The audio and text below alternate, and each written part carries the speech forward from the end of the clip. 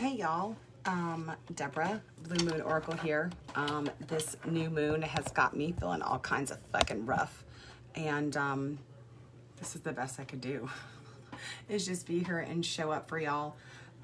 So tonight I am going to do an oracle reading by sign. I'm going to use my sacred geometry and my moonology deck, and then if I need to clarify anything, I'm going to use a numerology deck. So, yeah, the new moon, this one has been particularly rough on me. I'm Cancer, and this new moon's in Capricorn. It's my opposite sign, so it's kind of pulling a lot of shit out. I've been doing shadow work. The best I could do was fill in some eyebrows today. I'm super emotional, super struggling. But I'm going to start with Aries. So, I sought out kind of my guides and my my connection beforehand to kind of see what was going on with the Aries. And some of the things that I got for Aries right now is working on alignment and creating a new reality. Right now, the new moon Aries is in your 10th house. And the 10th house is about your career and your ambitions, making your mark on the world. About your reputation. So it's likely that you'll be seeing those kinds of issues come up. And then a number I got, look it up, but I got the number 437 that carries a number of stability for 4, creative collaboration with 3, and then looking inwards with 7. But look up that number 437 for some additional insight for guidance for the month. And Aries, if you are sun sign, moon sign, rising sign, or north node is in Aries, then this one is for you. What I'm going to do is ask the deck kind of what your overall theme should be for this new moon phase.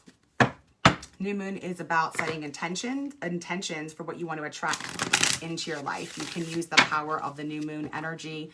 I'm going through the waxing phase up until the full moon to bring things in your life, okay? So, put my glasses on, otherwise I won't be able to see them. I was saying before, I'm feeling a little rough today, but I figured if I'm feeling rough, maybe some of you all are, and you might need some encouragement or some direction, because I sat down to make my intentions today, and I was like, I don't even know what the fuck's going on. All right, so again, this is for Aries. Rising, sun, rising, moon, or north node. Okay, so give me just a second here to tune in. All right, so what I'm going to do is ask the deck kind of what your focus should be for the new moon here. And then we're going to use the sacred geometry for an activation. And then if I need any clarification, use the numerology deck, okay? So can I have, oh, there we go, any cards for Aries, what they need. And you guys showed up. The first card here looks like you had 2 jumpers. A fiery climax approaches, new moon in Aries. You showed up in your own reading. And then a time for healing and balsamic moon. So give me just a second, and I'm going to see what activation cards we need, and then we'll talk a little bit about those and what this means, okay? Activation cards for them. Okay.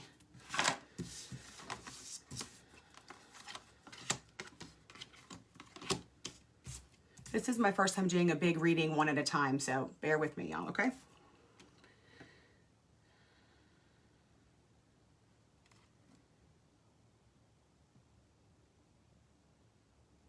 Okay.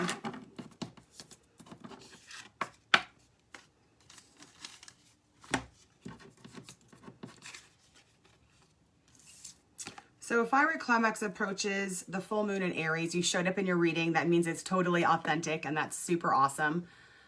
Tracy, I'll be on for, I don't know, probably 45 minutes. I'm going to go through like about 15 minutes, hopefully, per sign. And I'm starting with Aries. So Aries has got a fiery climax approaches, full moon in Aries. So you, again, like I was saying, you showed up in your reading. That's super, super duper authentic. That's exciting.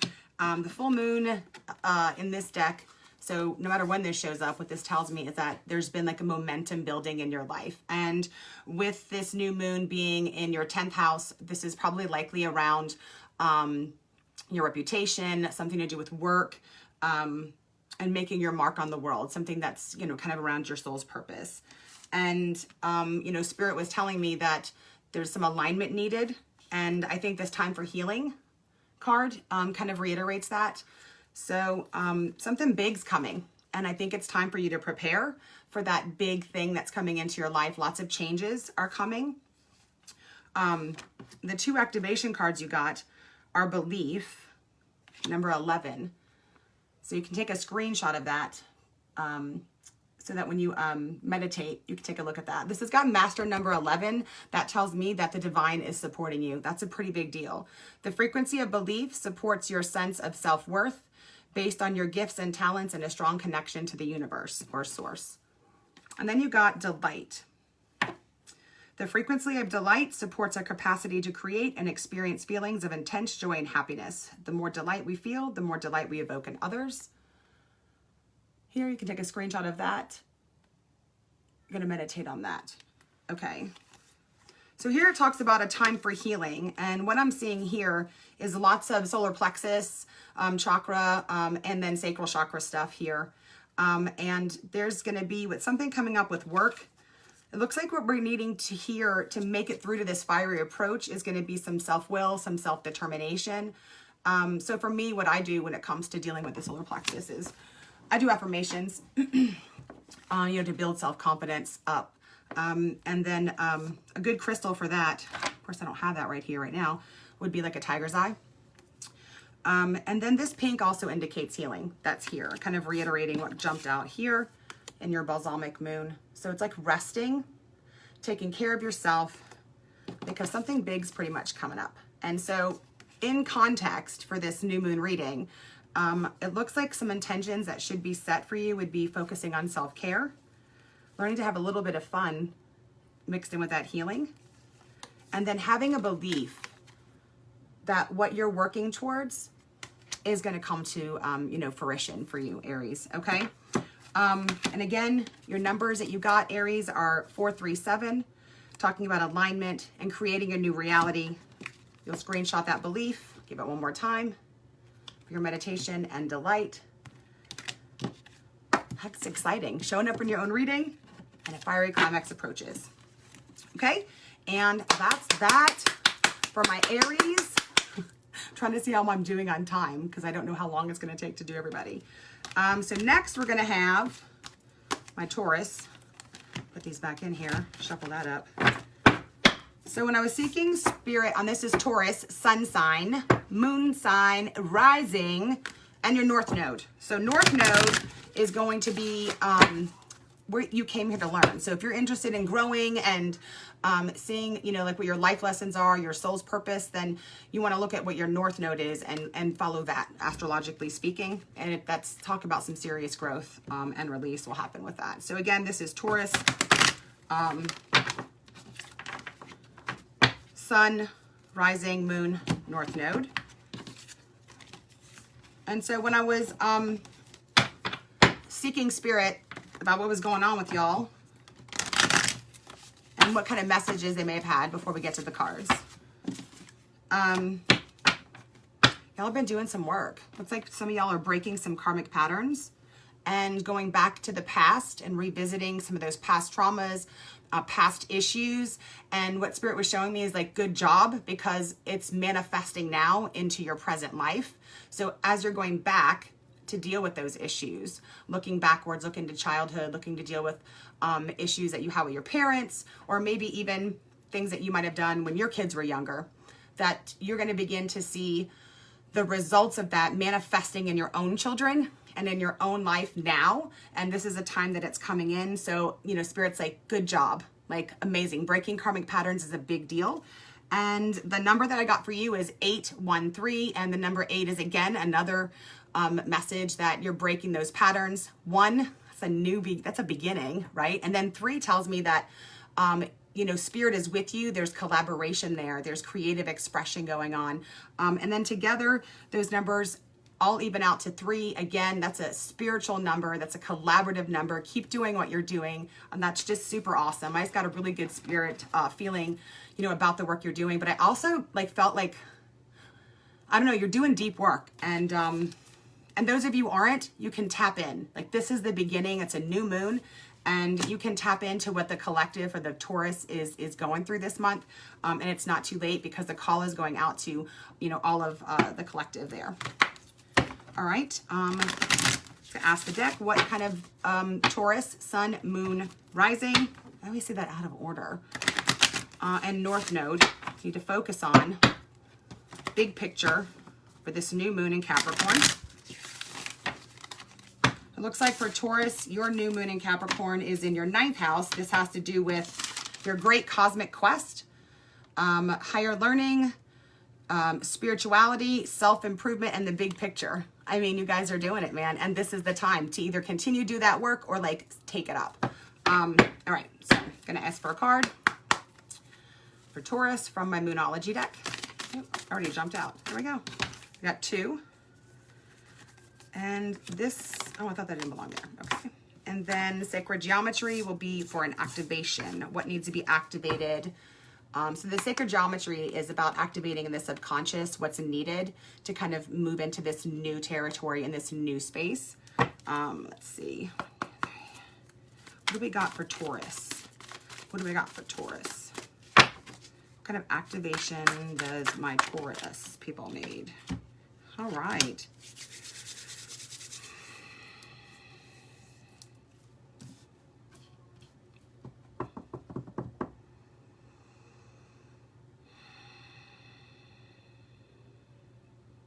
All right, so for the Moonology deck, we've got a new start is coming here. So, I mean, we just kind of talked about that and some of the numbers that you've got.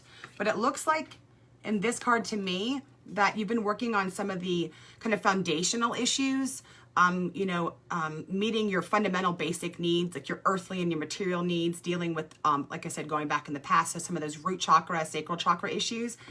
This says a new start is coming, and these colors, these purples and these lighter colors and these blues, this tells me that this is going into that next level for like a spiritual, the spiritual, the higher consciousness. You don't have to be spiritual to have this awakening. Higher consciousness is what this new beginning is about, is expanding, your mind and expanding, your access to what's out there. And that's what's coming. So I feel like that saying is like, make time to look inward, to meditate, to spend time and whatever works for you, but just to carve out that time this month, because these colors indicate to me you're really going to need to rely on a higher self, on spirit, on whatever it is that, you rely on. And then you've got full moon in Leo. Don't let pride get in the way. So like I said, you've been working on those lower chakras. So it's just this little reminder, as you have all these amazing things kind of pouring in, this manifestation is, all of the hard work you're doing as things are coming in, just to be aware, as to stay humble. And it looks like what's going to happen here for you is we're going to be working on healing the divine feminine. So you want to screenshot this, and I'll hold it there for a second. And this is the activation that you're going to need for this new moon, and that's super exciting. It means you're going to be doing some creating, lots of creating going on here, still more healing. And, the divine feminine has a lot to do with, I always think in terms of tarot cards, and you might not even want, I think it's the Empress.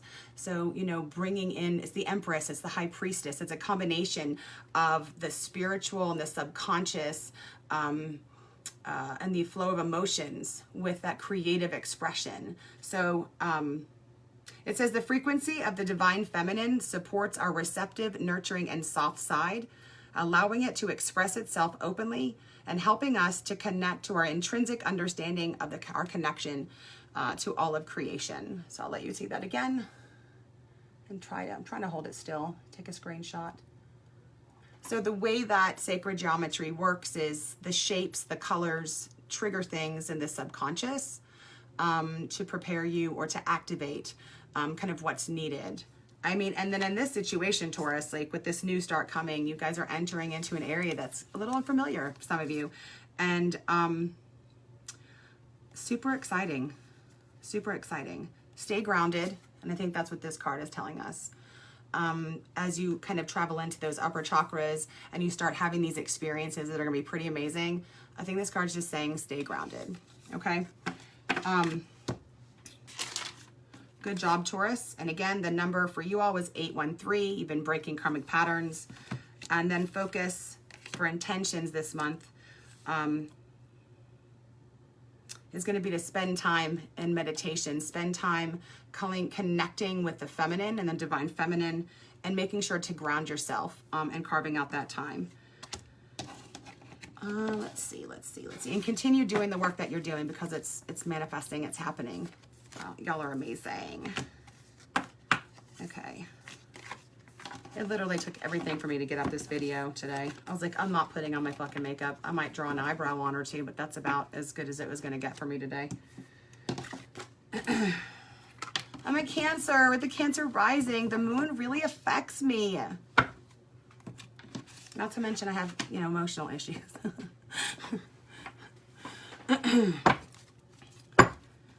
Oh, shit, I forgot I had a third deck. Well, I don't really need to call it. All right, so next we have Gemini. Gemini, sun, rising, moon, or north node. The new moon is in your 8th house. And that is about sex, anything taboo, inheritance, transformation. And the message when I was talking about, when I was talking to Spirit about y'all, I kind of got this image of like my hands being like, okay, swords, okay? And kind of like cutting away things, okay? And I kind of got the impression that there needs to be, and there has been, some cutting away of things, of people, and things that no longer are beneficial and serving you. And if that hasn't been happening, like, that's something that I think Spirit's directing you to. So kind of cutting away things that are no longer beneficial to you, that no longer bring you joy, that are draining, or that are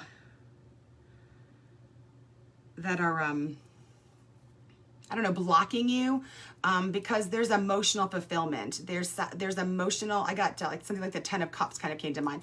So there's emotional fulfillment coming. And the number that I got for Geminis is 472. 4 is offering, stability. 7 is about looking inward and fact-finding and analyzing things. And then 2 is about a partnership. And for me, and that's not Gemini, the twins, if this is about an internal partnership, that adds up to 13, and 13 is a number of transformation and rebirth. And I feel like that's where Gemini has been a lot, and you may not realize that's happening. But as you're cutting away these things out of your life, you're making room for newness to come in. And yeah, I just keep picturing swords, like cutting stuff away. Very carefully though, very carefully, very well thought out. It's not an emotional, like, go F yourself, get out of my life kind of situation. It's just very thoughtful, very careful elimination of things in Gemini's life that's no longer serving them, and keep doing it. So if you're hesitating on whether you should leave that job or end that relationship, or put down some kind of habit that's not working for you, Spirit saying, keep doing it. That's exactly the path that you're supposed to be on.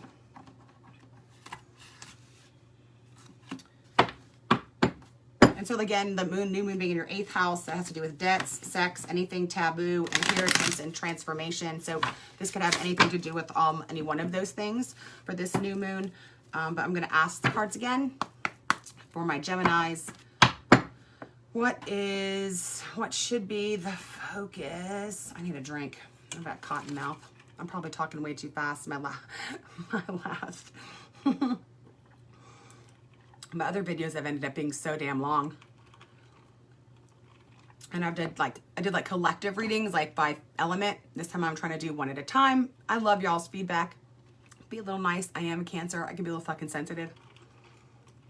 But tell me the truth. All right. Gemini. Moonology card. Moonology oracle card for what your focus should be for the new moon in Capricorn. Oh shit. I've got 3 cards for you. All right. I love you too, Luke. I'm live right now. Just checking in on my recording, yelling through the house. All right. All right, and time to give, take, Moon in Virgo. Look at the bigger picture. All right, and then what are the activation cards that Gemini needs for this moon? Shit, okay. Well, it looks like Gemini's been doing some work and has got some stuff coming on. Okay.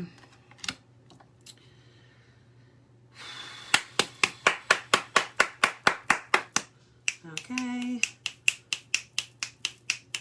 Ah, I got a new wand. I love it. It's gigantic. I gotta clear it. Okay. Frequency of allowance invites us to be open. Or comes away without judgment. Without fear, without resistance, and we allow. Yes, yes, yes, yes. Heart chakra. Perfectionism. It's brand new. This has to do with. Okay. All right. So, Gemini. I'm going to show you your cards here. So for the Moonology deck, we got 3 cards that came up for you. We got a time to give rather than take, new moon in Virgo. We got a time to breathe out, disseminating moon. And I'll talk about what they mean a little bit more in just a second. And look at the bigger picture, full moon in Sagittarius. So this time to give rather than take, new moon in Virgo, take time to breathe out, disseminating moon, looking at the bigger picture, full moon in Sagittarius. So there's some heart chakra stuff going on, some healing. And this is a time, there's going to be someone or somebody, some people in your life that are going to need you to do some listening and to be there for them while they're healing. And during that process, it's going to be super important for you to take your time to breathe. And the disseminating moon is about releasing things. The disseminating moon is where we have, sometimes what that means is that's when our fears and insecurities kind of rise to the surface. And it's a really good time for shadow work. And then looking at the bigger picture. It's a time to get organized. That's what I think this is. It's going to be about getting organized. And serving at home. So Virgos are earth signs, and I'm getting like this has to do with home, and this has to do with kind of getting organized. And the green is what makes me think this might have to do with home and in the relationships in your life. And it's going to be about kind of giving back there and putting some focus into getting organized. I have a Virgo moon. I forgot. Yeah. And then keep doing maybe looking at doing some shadow work. If that's something you're familiar with. You can be going to therapy, something, but there is things that are going to be coming up. So make time to pay attention to what's coming up and doing some releasing work. So, and then when you're getting overwhelmed a little bit, or if, you're getting agitated because things are not flowing in the way like us Virgos like that to happen, to remember to step back and look at the bigger picture. Okay. This full moon in Sagittarius is letting me know that there's going to be kind of a lot of action going on in the next 2 weeks on our way to the full moon. But Sagittarius is a finisher, meaning it's the end is coming to this situation, and to kind of the culmination of all these events is coming for my Geminis. And yeah, you can keep that in mind, that the end, we're gonna be wrapping up projects. You're gonna be wrapping up projects, so that should be something that's an intention. Making time to breathe and release and look inward. Look into some shadow work. And then getting kind of organized, domestically speaking, or around finances, and kind of practicality. So it's like balancing spirituality and practicality, and looking at the bigger picture, wrapping things up. There's some kind of things you've been putting off, and I think adding those to your list for intentions is going to be a great thing for you, because who likes to have things hanging? I don't. I've got such a list like that. It drives me fucking nuts. And the 2 cards that we got here to activate are allowance and soul time. Allowance is the frequency of allowance invites us to be open to whatever comes our way, without judgment, without opinion, without fear, without resistance. When we allow, the universe becomes our partner in the wondrous dance of existence and expansion. And you can screenshot that card so you have an opportunity to meditate with it. And again, it is allowance.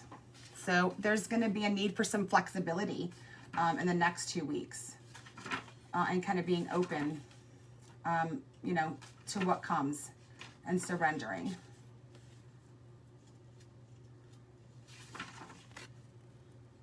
A lot of heart chakra stuff. There's the greens here too that came up here. So we got some heart chakra stuff going on. So it's going to be in some closer relationships. I'm not saying it's bad. I'm not saying it's bad. It has to do with healing. And you know, Gemini's oh, what the hell? Oh yeah, Gemini. I was like, how did I get on Virgo? Oh yeah, because that card was in Virgo. I have a lot of Gemini in my chart, so I kind of relate to this. My Venus is in Gemini, so that's how I love. And because of a Cancer, I love everything all the time, or I hate them. So we get in our heads a lot, and I always think, you know, the swords in the regular Rider-Waite deck, swords are connected to the heart chakra. So how we think and how we feel about how we think about things shapes our attitudes, and so it's connected to how we feel. So I think that it's like some stuff's going to come up with this. It's going to require some flexibility, and it's telling you to like look at the bigger picture. Look at the bigger picture so that you don't, and kind of ground yourself, because we can kind of get lost in our head here. This is a good thing, although it might kind of throw us off a little bit, okay? And then the next card you got here is Soul Time. The frequency of soul time asks us to allow the possibility of a new reality to emerge, one that embraces the concept that while the corporal body is mortal, the soul is timeless, limitless, and infinite. Okay, that kind of just like totally reinforces that. So you can screenshot this one. I got to get a new light. I'm sorry it's doing this ring on there, but it won't mess with it. Let me see if that just works. So come back here. Soul Time, number 40.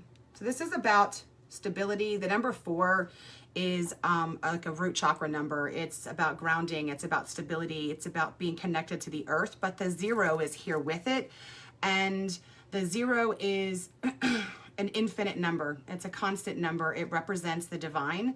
So this is, you know, calling for grounding yourself, but also connecting with what's outside of you, what's outside of us. And that can be your higher self. It doesn't have to be anything spiritual. So for new intentions, for Geminis, looks like getting organized, because things are going to be happening really fast. So getting organized around the house, getting organized financially speaking. Thinking like a Virgo. Virgos are practical, they're organized, they're perfectionists, they're disciplined, they're structured. And this is going to be new for some of you all to do this in your life, okay? And then remembering to take that time to breathe. This goes here. And releasing what comes up when you take that time to breathe. This blue is about the throat chakra. It's about it's about talking your truth and speaking your truth. So don't let it sit there. You know, call somebody, talk to somebody, a counselor, whomever, you know, and get that out of you, because you're being asked to make allowance for new things in your life. And that can happen through this soul time. Okay, Gemini? And your number again was 4, 7, and 2. You can look that up online. Just type in, like, I don't know, what does 472 mean, or angel number 472. We talked a little bit about what those individual numbers mean. The number came up again, 4. 4 is about stability and grounding and structure. And then 7 is about being on a fact-finding mission. It's a spiritual number, looking inward, analyzing. I mean, that actually came out in this disseminating moon phase. That's where self-limiting beliefs and fears may come up, but pay attention to them when they do. Okay, let's not shove them back down. Let's let them come up and talk about them and assess and analyze them. And then 2 is about partnerships. You know, talk to your friends, talk to your partner, a therapist, somebody else outside of in here, okay? All right, Gemini. Let's see. All right. And, oh, God, I hate reading myself. That's like I wish I could someone else to do the Cancer. All right, Cancer is next. I totally try to detach myself. Okay, let me shuffle that back in there. All right, Cancers. Cancers. The new moon is in our 7th house. This has to do with lovers and spouses and enemies, competing, cooperation, moving on from old things, and relationships. And then if you're single, it's about refreshing your, if you're single, it's about moving on or new. And then for people in relationships, it's about kind of refreshing what's going on there. So basically the house it's in for us is about love. I'm single, but I have had some but it could be like issues come up with like family in this new moon. Okay. Which I've already had happen, which is why I look like shit today, because it's taking an emotional toll on me. Okay. And then when I was seeking spirit for a message for our Cancers, the message that I got was don't retreat. Don't go into your shell. And I feel like I got something else. Oh yeah, still in a time of rebirth, still in a time of transformation. Yeah, I'll post it, Cheryl, when I'm done with the reading, so that you can, and I'm going to go in and try to put markers for where everything is, but you'll have to bear with me on that. It's my first time doing it. But yeah, I just did Taurus a few minutes ago. So for Cancer, sun, rising, moon, or north node. Yeah, still doing your transformational work. Some of you are still in the dark night of the soul. Some of you are, just getting started on it. But the transformation came up again. The number 13 did, with that death card. And the message is don't retreat into your shell. You're like almost there. You're almost through this. The number I got for Cancer is 1182. 11 is a master number, doesn't get reduced. That tells me that, spirit is with you, the ascended masters, the angels. It's a number saying that you're on the right path. You're working towards your soul's purpose. 8 is about grabbing a hold of your destiny, grabbing a hold of that power. 8 assumes power. It takes control. It takes power. And that's not a very comfortable place for a lot of us Cancers, to step out there and to take control, right? And then the number 2, again, is about partnerships and balance and making decisions. And the full number being 1182. That's a number you can look up. It all reduces down, if you want to, the power of 3. So it carries all of those energies. 3 is a number about creative expression and collaboration, is a number kind of action. So don't retreat into your shell, Cancers. Feel the feelings. I know it's exhausting because we feel feelings all the time. It's bullshit. This moon. I was like, I need to maybe do different times of the moon because it like really does affect me. Because I like doing them live, but then I'm Cancer, the Cancer rising, so like it really fucks me up. Man, I need a cigarette. I'm about to do it. It's a judgment-free zone here. All right, so Moonology cards for Cancer. New moon intentions for the focus. What's going on? Kind of what should be focused, kind of big picture focus for Cancer. Sun, rising, moon, and north node. Your north node is when you really just want to wrap up all your karmic lessons and kind of find your best self. And you can find that by going to Cafe Astrology. You do not have to know your time of birth to find your north node. My north node is in Libra, which is about balance, which means my south node is Aries. And what that means is in my childhood, I had to learn how to survive and be defensive and be ready for war, and also in my past lives. And that's really fucking true. So now I have to learn how to be balanced and diplomatic. I'm trying. Okay, so I need a card or 2, whatever you want to give me, for Cancer. New moon in Capricorn. Intentions.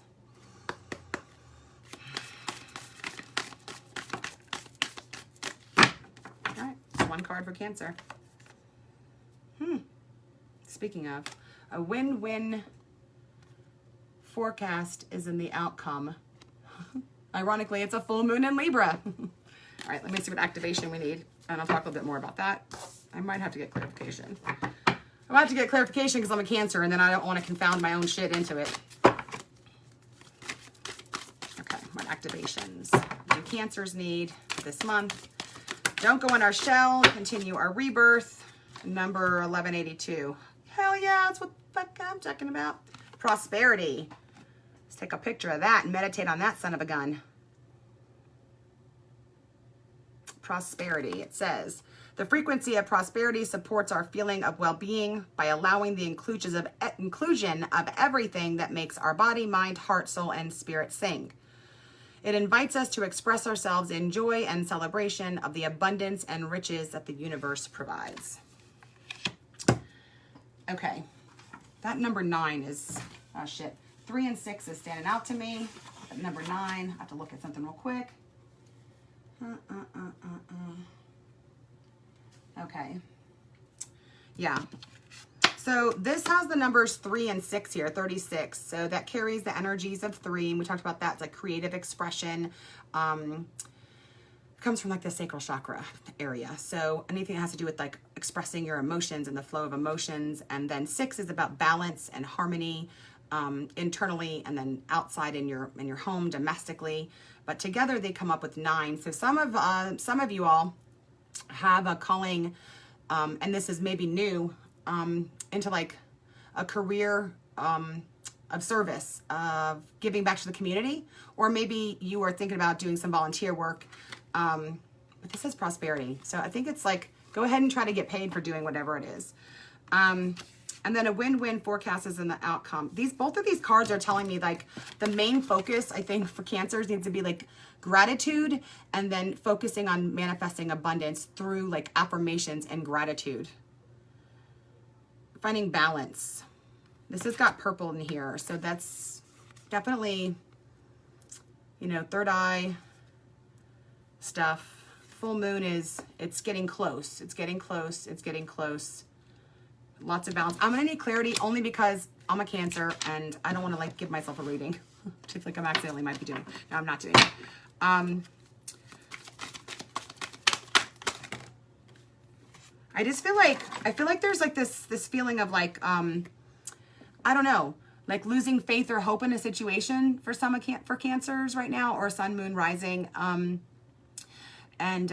North Node, that maybe things were going kind of good and like, I don't know, something kind of threw you for a loop, and I just feel like there might be like a loss in hope, and I feel like these cards are like, don't lose sight. I mean, and also prosperity means what it does. It means prosperity. That means some money. That means some abundance in all areas. It's not just about spiritual abundance. It means money too. I need some of that. Okay. Okay, so looks like there's a couple of things going on. I went ahead and pulled from numerology deck. So, this says physical activity with the purple, and for me that means this, because purple is the crown chakra. Purple is well, 2 different shades of purple, indigo and purple, and there's 2 different colors in here. That's the third eye in the crown chakra, and this is mixed with physical activity. And so for me that's like yoga.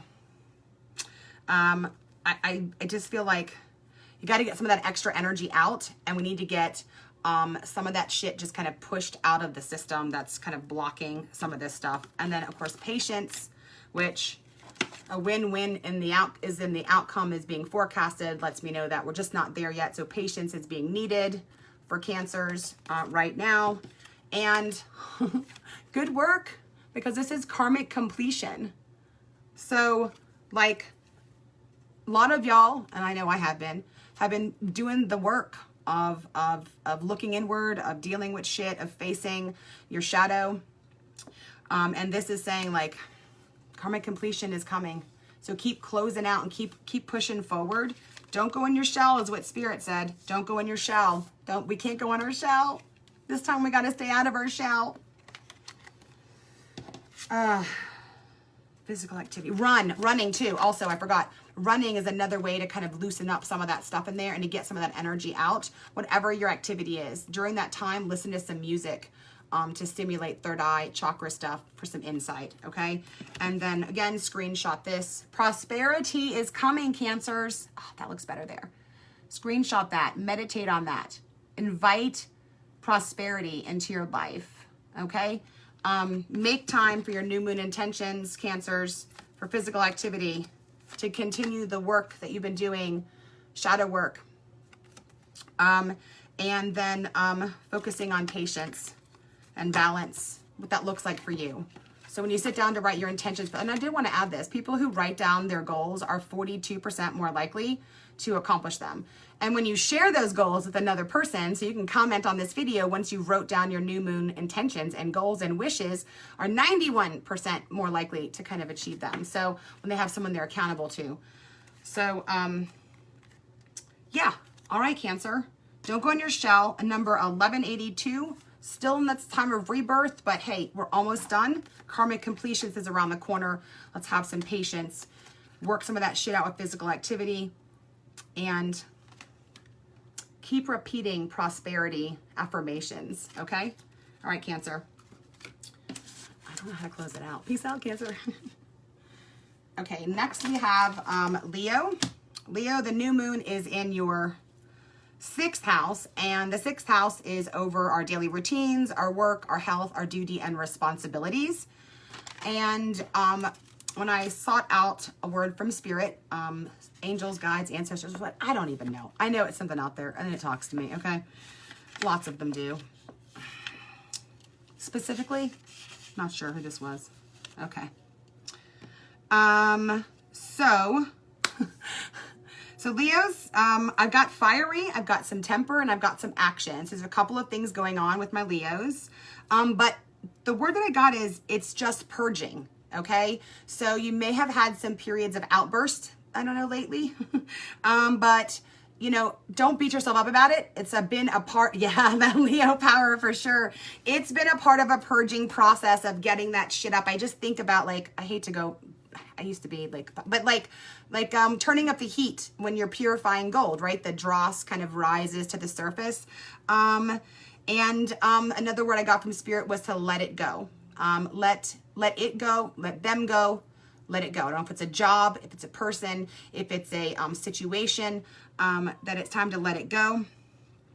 I've got balance as a goal, and something that is also something that a lot of you are seeking.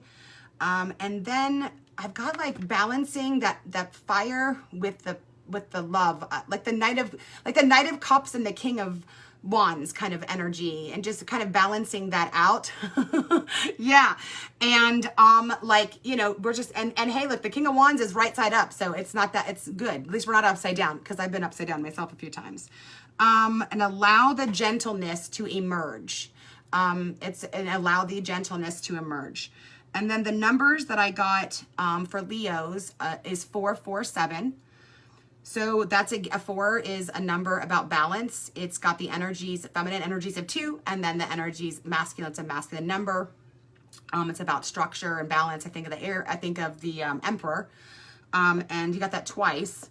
And then the number 7, which is about it's a spiritual number. It's about fact finding. It's about looking inward. It's about analyzing things. So kind of separating the emotion on some of these things and taking time to look inwards. And then that comes to 15, which is, that's a devil card. It's not a problem. It's Lucifer. It's angel light. So some stuff's coming up. But all in all, it equals 6. So lots of balance coming up and has been going on. And it's a good job, and keep the work up. But again, the message being, allow the gentleness to emerge. We're balancing masculine and feminine energies, and finding that place. I'm a Cancer Leo cusp, so I get it. And plus, I have my Mercury's in Leo, so that's how I fight, and that's how I mean, not my fight, that's how I talk, is I'm a Leo there too. All right, so again, that number for y'all is 447. Look up angel number 447 for more details for that, but that's just kind of what I got. And remember that you're just purging. So after you have any of these incidents come up, just kind of assess it afterwards. You know, what did I learn from this situation? No one's in trouble. No one's in trouble. No one's in trouble. We're all passionate people. This moon is not a joke. This new moon in Capricorn is just really not a joke. It's a lot of stuff coming up. It's about change. 2021's 5, change, man. And passion is good. Passion is good. All right, let's see what the Moonology deck has for Leos for their new moon intentions for this month. All right, we've got 2 cards. Stop there.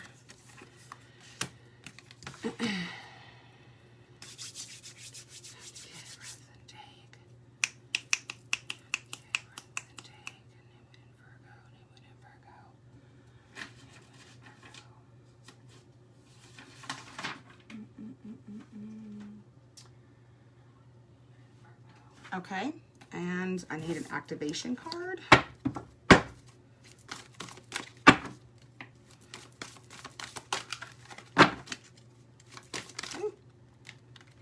No, I'll let that one fall because that one came out. Okay. Oh, that's exciting. Okay, I'm gonna look at this for a second. Give me a second. A little sweaty. That's what happens when I kind of get into it. And I feel like there's a little bit more to this message, but I'm gonna look in this book. I kind of am excited. I'm just gonna go ahead and show you your sacred geometry ones. I'm kind of excited. So you did get the number. We talked about change, right? So you got the activation card for change. So you want to screenshot that for your meditation. And then this says, the frequency of change supports our ability to gracefully dance the forever changing nature of reality, both inward and outward, so that we can appreciate the sweet release of the old and birth of the new. And the number you guys got was, total number was about the devil shining light on there. So 13. 14. Okay, and then also Tantric Journey. See, I screenshot that one. That's number 42. 6 shows up again here. The frequency of Tantric Journey helps us to unlock the hidden knowledge and wisdom that we intrinsically hold about how to reach a state of wholeness and completion through our sensual experiences with ourselves and with another. So you don't have to totally chill, Deanna. Just got to get it out in another way through a tantric journey. Okay, and I just want to read again what Spirit was saying to me. Oh, it is about balance. You got 15, which is the number 6. Okay, this is about balance inside and out. Okay, and then you've got a time to give rather than take. New moon in Virgo. Luck is on your side. The new moon in Sagittarius.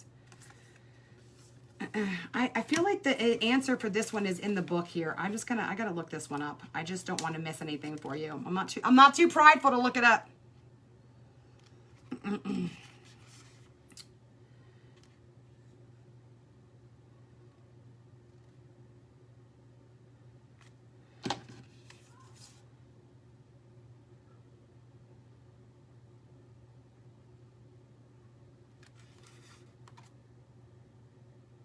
Okay.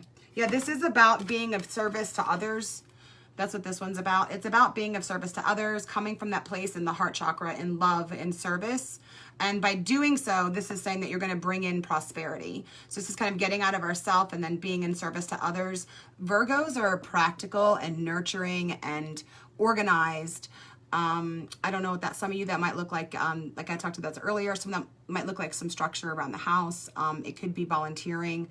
But take some of your time and focus around serving others. So when you sit down to write your intentions, make a bullet of like, how can I give, in service to those around me, and finding balance there. And then luck is on your side, new moon in Sagittarius. So Sagittarius it's the end of something, right? They're finishing up something, and they're doers as well. So something that you've got going on right now, you've got some projects going on right now that you're thinking about beginning. I just feel like you should be doing it. You should start it. You should go forward. Luck is on your side. You've got the root chakra here, the crown chakra here. You're grounded and you're connected. So these are inspired. It's like an inspired, it's an inspired idea. And luck is on your side. It's a new beginning. It's a new beginning. And it's action, like moving forward. So Sagittarius are the doers. They're doers. I always get mixed up with that. Is mutable signs. So they're about doing. Are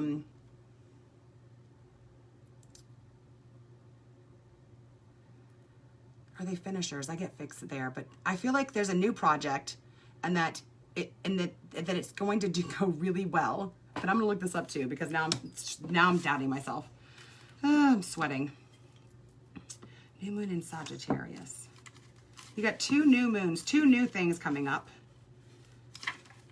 Getting uncomfortable, change. That's what this is about.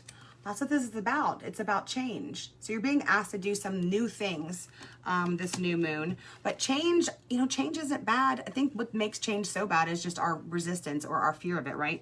And our fear of the unknown. And if we've had in the past the unknown be shitty, I mean, we're naturally kind of going to expect the unknown. But this is saying the unknown is going to be amazing. So you have no reason like to worry about stepping off that cliff and stepping into something new.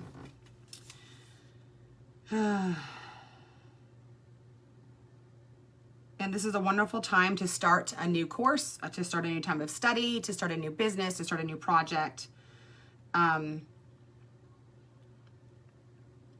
it's about the great cosmic quest. It's about fun. It's about travel. So if you think about traveling, basically anything you've been thinking about starting, this is saying this is the time to do it.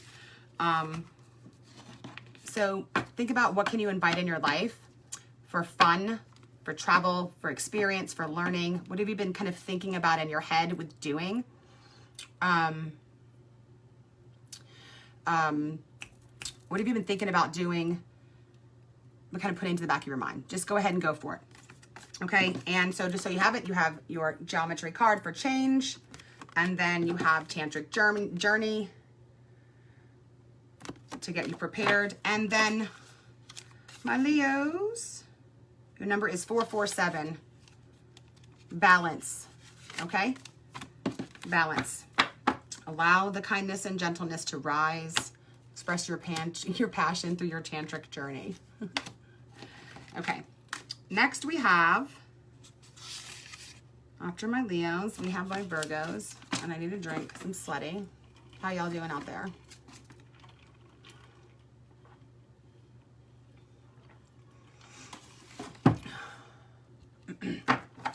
Okay. All right, let me shuffle this for a second. Let's see. 1, 2, 3, 4, 5, 6, 7. I think I might take, I don't know, I might have to take a break.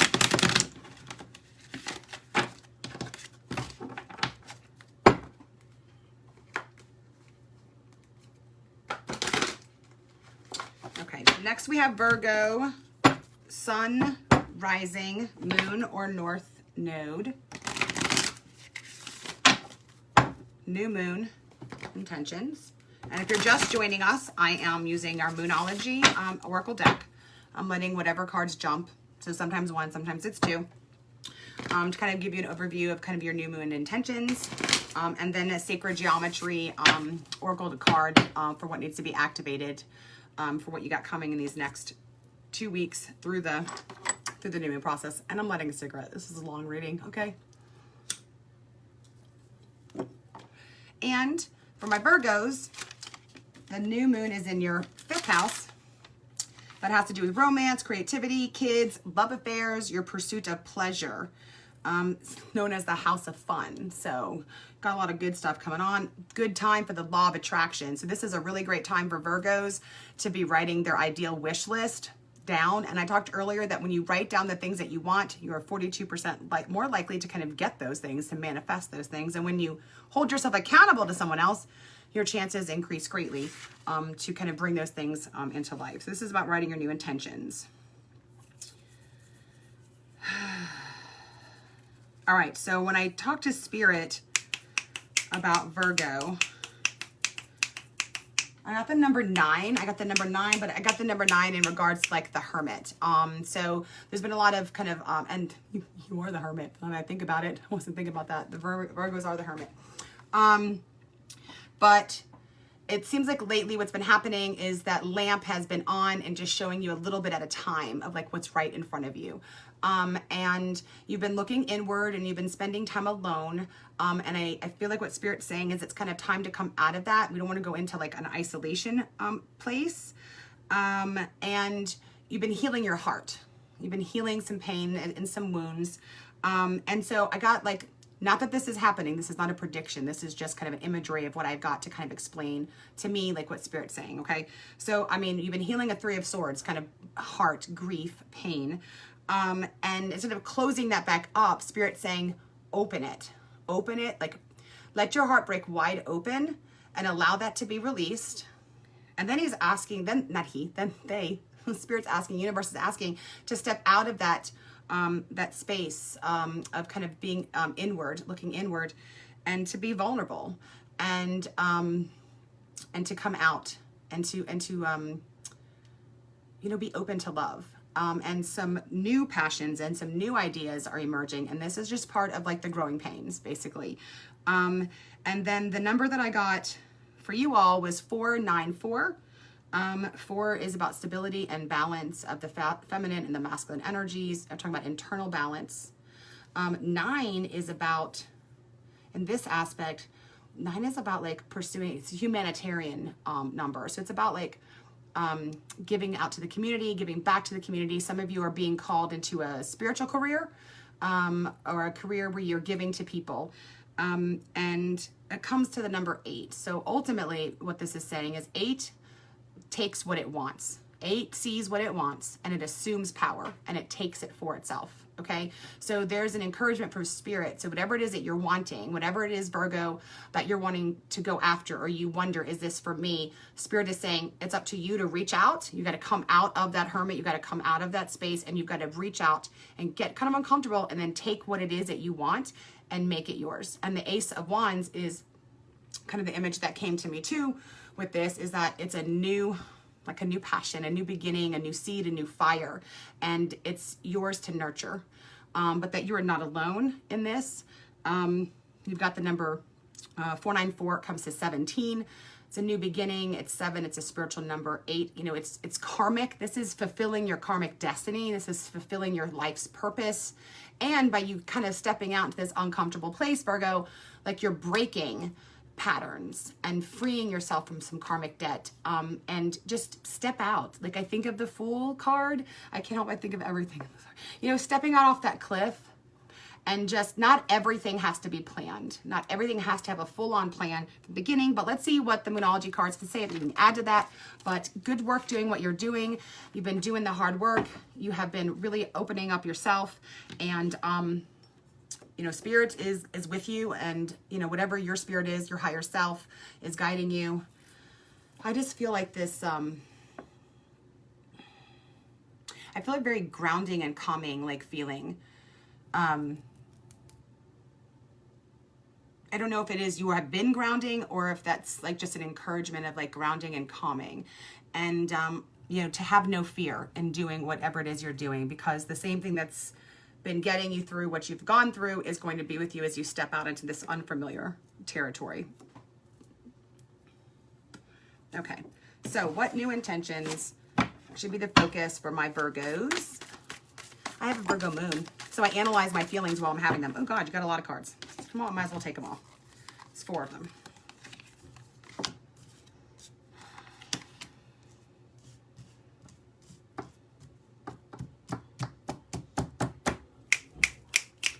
Okay, before I get the activation cards, I feel like I kind of got to go right into this. So you got bring love into the situation, new moon in Aquarius, a time for healing, balsamic moon, nothing will come of the situation, void of course moon, and then a fiery climax approaches.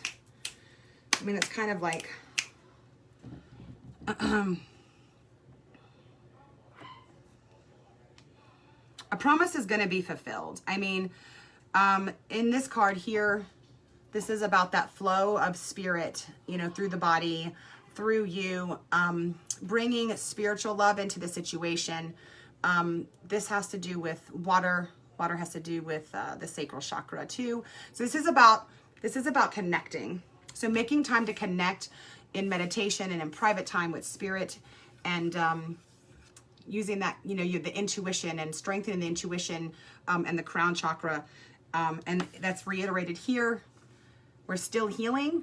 Remember that heart is wide opened, and that the word that I got, I hate to say words, it's like never mind. In what Spirit was giving me is that the heart is still healing, but, you know, they're wanting you to come out. So balsamic moon is about resting and healing.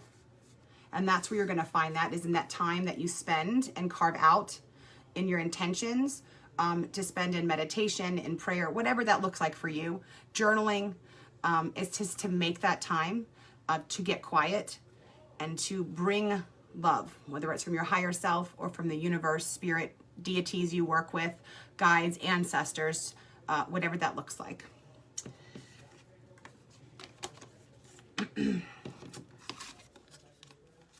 I also think nothing will come of this situation is about staying the course and not being distracted. Because the end is coming here with this fiery climax. I mean, yes, this is a full moon, so we're getting close to, you know, kind of a completion of a cycle and of a goal.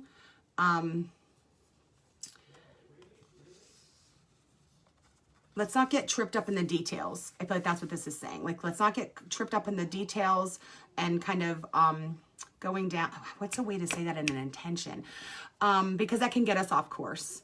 And nothing's going to come of those little tiny details. So part of kind of keeping that heart open and stepping into this unknown. And you got the number. What number did you get? What number did you get, Virgo? You got 494. You know, the Emperor. Okay, 4. He is structured and he is disciplined, but he allows for flexibility when things no longer serve them. So he'll get rid of a schedule, get rid of a routine, get rid of, you know, whatever rules he's got in place when they no longer serve him. And I feel like this is suggesting that maybe look at some of the routines you have and kind of get rid of it. Like, has this served me? Has this served me? Has this served my goals? Has this served my mental health, my emotional health? And then just get rid of it and allow for some flexibility, and enjoy enjoy the climax of what's coming in this full moon in Aries, because the answer is yes. The answer is yes. The answer is yes. The answer is yes. And again, you know, the Aries, that is again the Emperor. I didn't even think about that. That's the Emperor, is an Aries card.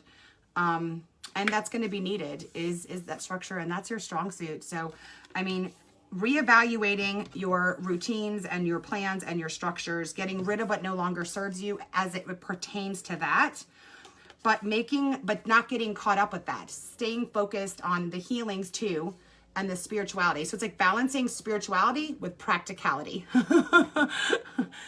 I might need your help, Deanna, because like, I mean, I have a Virgo moon. I mean, I'm organized in my emotions, but not so much in everything else. That's something I'm being told to. So balancing spirituality and practicality can kind of be the overall bigger picture for Virgo. And let's see. What cards do we need to activate for Virgos? So they want you to have a lot of fun while you're doing it too. So we've got delight and the sacral chakra. The frequency of delight supports our capacity to create and experience feelings of intense joy and happiness. The more delight we feel, the more delight we evoke in others. So I'll let you take a screenshot of that. And that's number 19, you know, and that comes to 10, and 10 is an end a beginning. So there's some sacral chakra healing in there, some solar plexus. Pink is a number of healing. But this is saying, like, we have to have a good time while we're doing this. We have to make time for fun and joy and gratitude, and to love what we're doing. And then the sacral chakra, the frequency of the sacral chakra, the orange flower of life, supports our ability to flow with our desires and stimulates our creative power to manifest success and abundance in our lives. So you're going to need this too for what's required. So you can screenshot that. And the way sacred geometry works, if you're new, is you'll look at the stupid light. I'm getting new lighting, so is that you'll look at these pictures while you meditate. So screenshot it. And the colors and shapes will stimulate things in the subconscious to open up channels, doorways, clear blockages, to allow you to move into this new place of change. Spiritually, I see growth. You know, with some of the rigidity, I see release. I see a new outlet for creativity, Virgos. Overall, have fun. Again, your number was 494. You can look up like angel number 494. I share with you some of what was given to me, but I also was advised to tell you all to go look up to get more online from that number. So again, for Virgos, we're going to be balancing practicality and spirituality. Learning to look in our practical lives of what no longer serves us and being flexible enough to get rid of it, and having fun while we're doing it. Having fun when we make doing it. So making time for fun. All right, Virgos, thanks for hanging with me. And next we have my Libras. Let me get these put back on the deck. This is some work. I'm like sweating. Okay. So Libra, if your sun sign, rising, moon sign, or north node, then this is for you for your new moon intentions. First I did is I checked with spirit beforehand to see if there was a message from the universe for you. And I get numbers a lot too. There's always more of a message in numbers. But what I got for Libra is to seek insight from a trusted friend, and or like a professional. It could be for finances. It could be for some emotional stuff you're going through. It could be, I don't know, maybe you're thinking about buying a house. I don't know. But it's saying to seek insight from a trusted friend or professional, and then lay down the sword. You know, basically what that was meaning for me is like, open up, put your guard down. Everything's going to be okay. And you are very, very loved by the people around you. And it's like safe to open up to the people around you. And the number I got for you is 1721. And that equals 11. That's a master number. The ascended masters, the angels, your guides, you know, deities, whatever the hell you want to call us out there. They love us, whatever it is. They're with you. So you're not alone in this. Hey, Libra. And, you know, 1 is about a beginning, and you have that twice in here, 7 again. It seems like everybody's just looking inward. And it's on a fact-finding mission, a spiritual path. And then 2 is about cooperating. So some of you, this is about including in your partner on what's going on too. I think that's going to be important for you. And then also that 2 is a feminine number. It's the yin. I get them mixed up. It's feminine.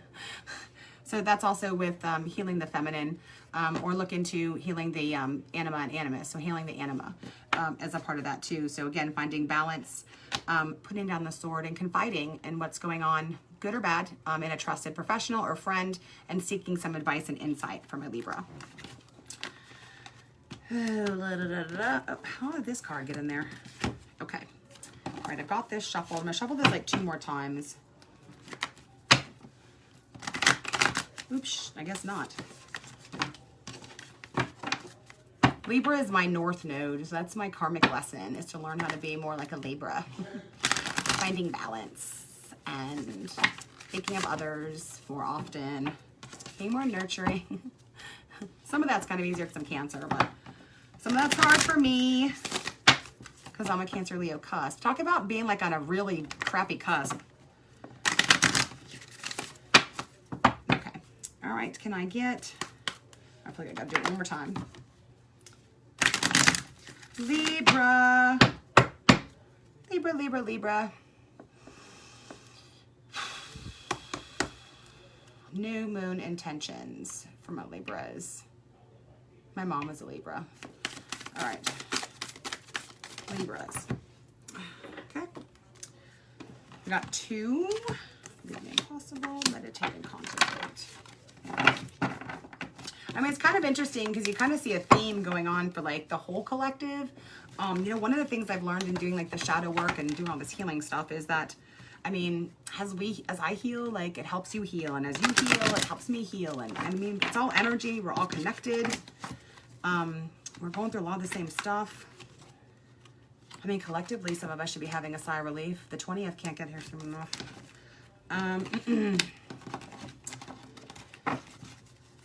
Okay, so I'll do this one more time and then get a activation card for Libra, Sun, Rising, Moon, and North Node for New Moon. Okay. All right. I feel like there might be one more for Libra. Okay.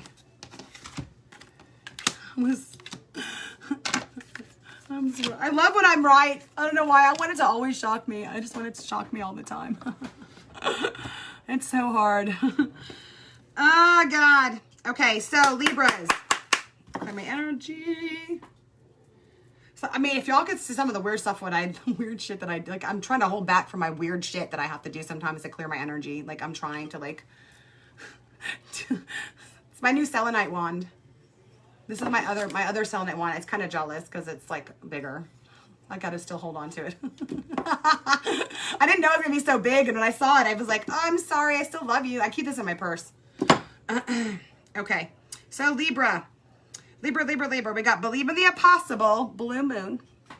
Meditate and contemplate, new moon in Pisces. And then we got the divine feminine and delight for the 2 activation cards. So for intentions, so when you write your new moon intentions, and the new moon phase is a couple days, so you have until Sunday starts the next phase, which is the waxing crescent, and you can still add new stuff. So you have a couple days to get your new moon intentions wrote down, but it's telling you to believe in the impossible. So put F and everything down, everything, what you want. Make a dream list out of it. And you also got, so here's your blue moon. So this is obviously a season of manifestation for Libras. So the cards, the universe is telling you to write down whatever the hell you want in your life. Don't hold back. Don't hold back. Don't be practical. Put down everything you want on that list. And then also meditate and contemplate. So this is, and then this here, this teal color, it makes me think of the hell is the name of that chakra? It's between the heart chakra and the throat chakra, the thymus chakra. So this tells me that there's there's some healing that has to happen here too. So there's some time you're being asked to, as well, like a lot of us, to make time to look inward, to meditate. I call it anchoring to myself. So when I meditate, when I close my eyes, I think of like this, like a little door opening here, and this kind of hook coming out and attaching here. So one of the things my guides told me is that, if there's anything and anyone that's a constant in my life, it's literally me. I mean, my perception of a higher power has changed so much. Sometimes I can't feel a higher power, and so much of this that it's super critical to learn that I'm the only constant in my life, and to learn how to do what I call anchor to myself. So when I meditate, some of you might not even know what it is to meditate. That's the first thing I do is when I get in a seated position, I do some breathing. Don't worry about being perfect. I know Libras, Libras got to get in our head and sometimes do things perfectly, but it's not worry about that. Is to do some breathing, and then I think of a little door opening up and a little hook like you have like on the back of a truck, and then this door opening up and then a hook going in here.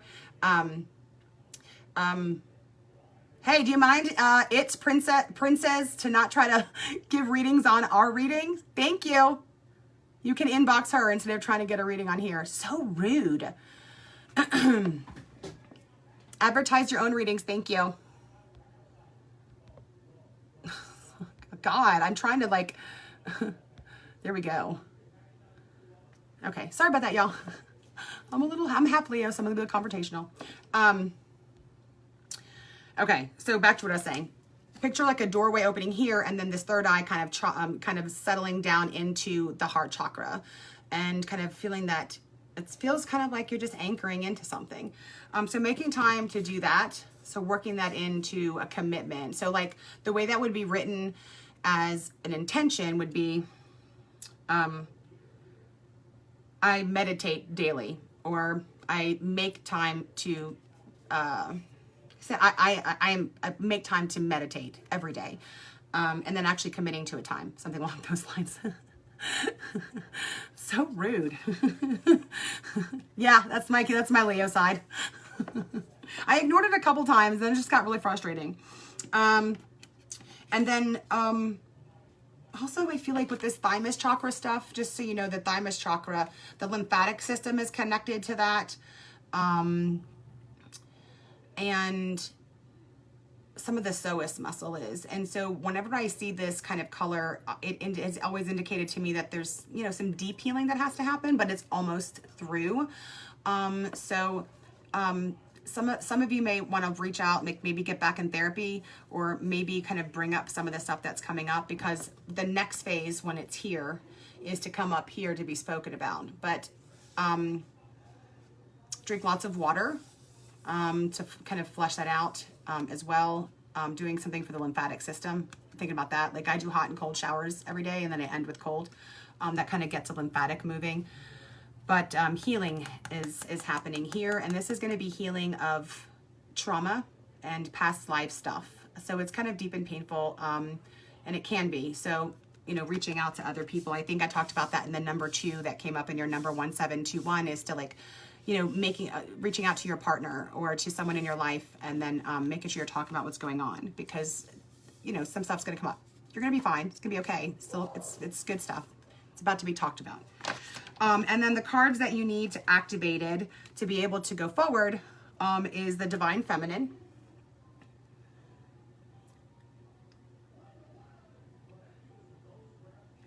And that's that number 2 as well. 2 is a feminine number. So the frequency of the Divine Feminine supports our receptive, nurturing, and soft side, allowing it to express itself openly and helping us to connect to our intrinsic understanding of our connection to all creation. I mean, pink is a number of a color of healing and love and harmony. You have some of that lighter blue in here too. So this is something when you know, maybe look at when you get into that place of meditating and contemplation. You know, screenshot this. I'm getting a new light. I'm waiting for it to get here. You can see the rings in my glasses, and then the rings on this. Sorry about that. And the number here is 21. 2 and 1 makes 3. It's, again, it's a collaborative effort, you know, you and spirit. And then delight. That's some healing of the solar plexus, sacral chakra. That pink is that Divine Feminine healing, and having joy through this process. So as you're healing, you know, joy is coming up, and learning to make fun, and not make fun, to have fun. So this is going to help you there as well. I'm so sorry I interrupted and went off on that person. I didn't realize I could just block them. Now I know that. Sorry. So, okay, Libra, just to cover it again, seek insight from a trusted friend, maybe a professional, mental health, financial counselor, whatever it is you're going through. But I kind of think it, now that I'm seeing the cards, I'm sticking with maybe it might be mental health stuff, like PTSD, trauma, childhood stuff. I mean, it could have been in something else here, but let's get it out. And then this stone just literally kind of ended up on the card. So if you're into crystals, like, this is the first crystal that I ever connected with where I was like, whoa, what is that? And this is a green opal, and it's actually really good for healing the heart chakra and some of that pain here. And then also the third eye, because you're being asked to spend time in meditation. So it's a green opal. I don't even know how it ended up on your card, but that might be for you. And your number again is 1721. So look up angel number 1721 and see what else the beings out there have to say to you.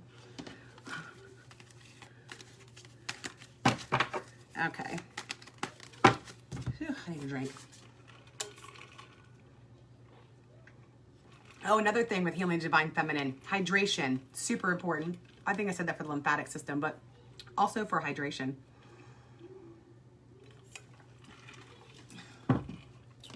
Okay. Next is Scorpios. Scorpio. Clear my energy. So selenite is, I bought it originally for third eye stuff and psychic abilities. But then I found out it's really good for healing your spine and skeletal issues, and also for pain. So like when I have like back pain, I stick it in my bra, so it keeps it right on my spine, and it does alleviate pain. It also is good with calming anxiety. I sleep with the wand in my bed. I mean, I can say before I got into all this stuff, like the one thing that I didn't think was real was the whole concept of crystals, but it's super real. It's super real. They super duper work. It's amazing. Okay, so for Scorpios, I never did even get to smoke that cigarette. I took one drag and went out. For Scorpios, when I asked Spirit, you know, what they have to say to Scorpios, you know, if they had a message for Scorpios. The message I got last month was a little rough for Scorpios. I actually remember that one. So what they're saying is, I got the fog. The fog is lifting for a lot of our Scorpios. I also got a lot of stomach kind of issues. So for some of you that don't know, also I'm an energy healer and an intuitive energy healer. I can do it remotely, and sometimes I don't even have to really talk to the person. I can do it through text message. So anyway, what I was getting was like some pain like right here, like gallbladder issues maybe, but some stomach issues. So definitely number one, some solar plexus work for some people. For some people they should be going to the doctor, and they feel like they're going to know who they are because they've been having the stomach issues for a while. A lot of it is stress, but it doesn't mean that like stress is the problem. So like, oh, I don't need to go to the doctor. Some of the stress can actually cause physical symptoms. So if you're feeling like you should go to the doctor, you should go to the doctor. You put the issue off long enough is something that I got to. Whatever this, and then there's also another message. So for some of you, God, I'm getting it, talking about it with you right now. I haven't done like, I don't know, sometimes it hits me up like I need to start doing some healing during one of these things, but I'll try that in another video. I might do like a separate one for healing, where people give me permission rather than just start healing somebody right now. So also for some of our Scorpios, I've got some heart chakra stuff and some blockages going on there. And this is for somebody who is actually a healer and, or it does energy work or tarot, or they're in this realm. And so they understand what this is, that there's some issues going on in the heart chakra. And so Spirit is saying kind of you've put this off long enough and it's kind of time to release it, but not in a way that I'm saying it. I'm saying it kind of cold, in a very loving way. I'm not meaning it like that. They said it in a very loving way. I'm not portraying it well. I'm sorry. Oh, and for those of you, this is also too, for those of my Scorpios who are in this work, and that the messages are for the ones that it's not like, well, even if it is a physical symptom, get a piece of moldavite. Because where you're maybe struggling to let go of it, you put some kind of moldavite charm on or hold it in your hands. I suggest putting it on. I think it's something that needs to be on your body is what I'm getting from them. It needs to be on your body because if it's in your hand, you can put it in a pot. It just needs to be on your body. It's going to help pull up what you're having trouble letting go. Moldavite is a no-joke crystal. It's super high vibration, and whatever's in there, it's going to pull up what needs to come out. And Spirit wants to help you. Spirit is with you. Spirit wants to help you. Your guides, your ancestors, angels, whatever it is that you work with, they want to help you. I got like they can be direct. I mean, they really can't. I'm sorry. So I got poker face. Like there's some of you are having a poker face about what's really going on, and that you're hurting on the inside or struggling on the inside,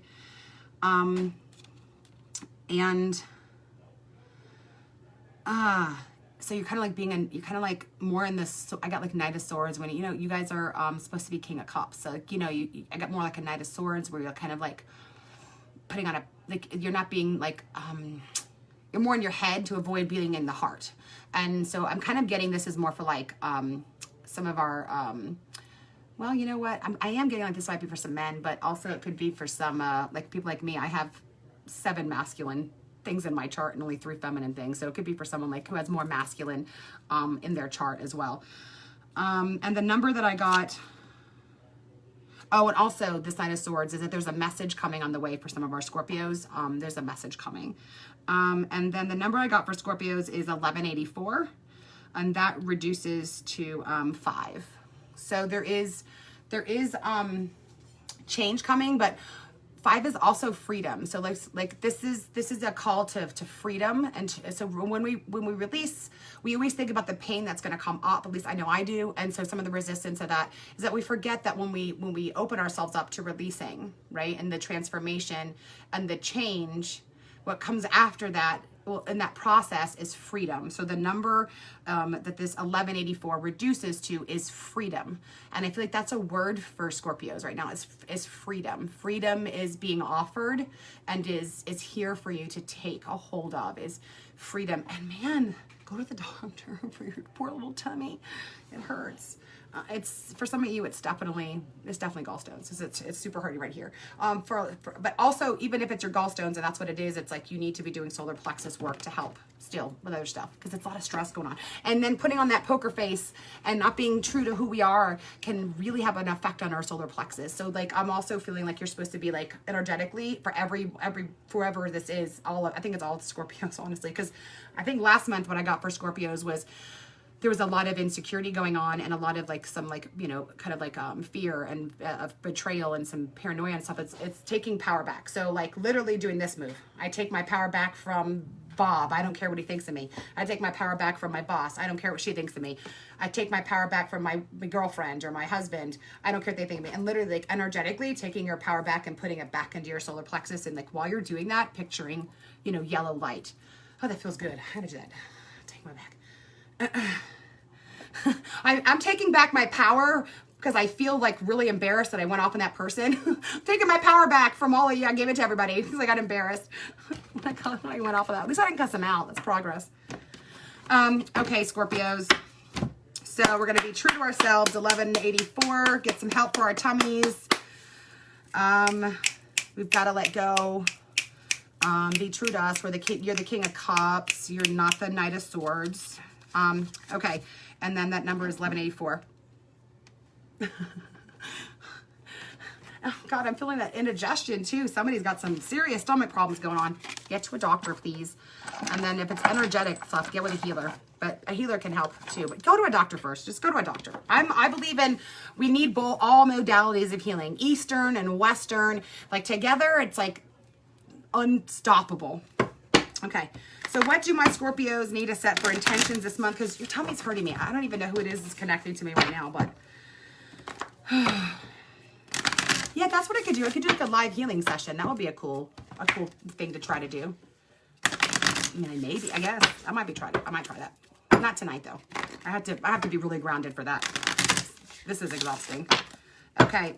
I need a card for my Scorpios. Card 2 or 3, whatever you want to give. About what their intentions should be for the next 2 weeks. Kind of a big picture idea of the theme for their new moon intentions for Scorpios.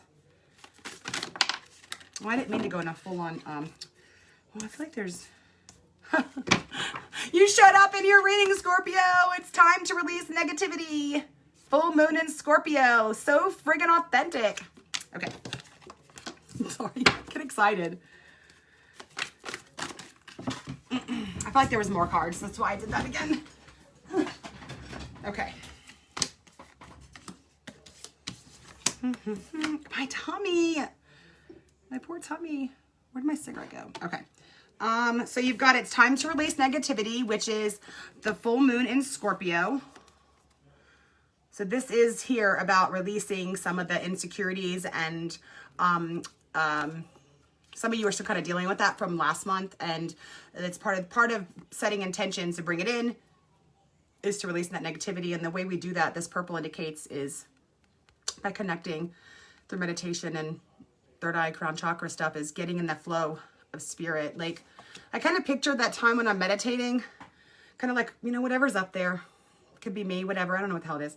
Kind of flowing through and flushing out that stuff. Prana, breathing in oxygen, life force, and breathing that in and kind of expelling that out. And when we spend time, just even if it's doing the breathing, right, that brings in life force energy and helps us expel that that negativity. And it looks like for some of my Scorpios, like this is at a climax. So you know who I'm talking about. This is a full moon. Full moons are about crescendos and climaxes and kind of things coming to a head. So, you know, it's, I kind of get like, I don't know, there's some back pain and there's just like, this pressure is building in your body, like from physical pressure is building in your body, some of you, from the stuff you're holding in and keeping it in. And then don't let pride get in the way. Like this is solar plexus stuff here. So an overactive solar plexus can also cause the stomach problems and also keep you from, you know, releasing those things. So I think that this is, again, you know, making the intentions to be to focus on, you know, kind of being balanced there and looking up what is the solar plexus? How do I focus on the solar plexus? But for me, I say affirmations, you know, like I know who I am. And I think that's probably a good one for you. I know who I am. I know my life's purpose. I have the ability to, you know, take care of myself and just those kinds of things. Okay. Communication is key. New moon in Gemini, and then mutable moon.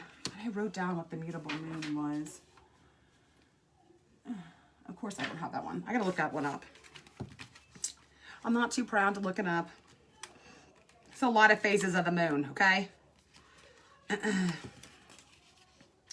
Communication is key, is definitely, and I talked about that too. It's like, you're gonna have to talk about what's going on.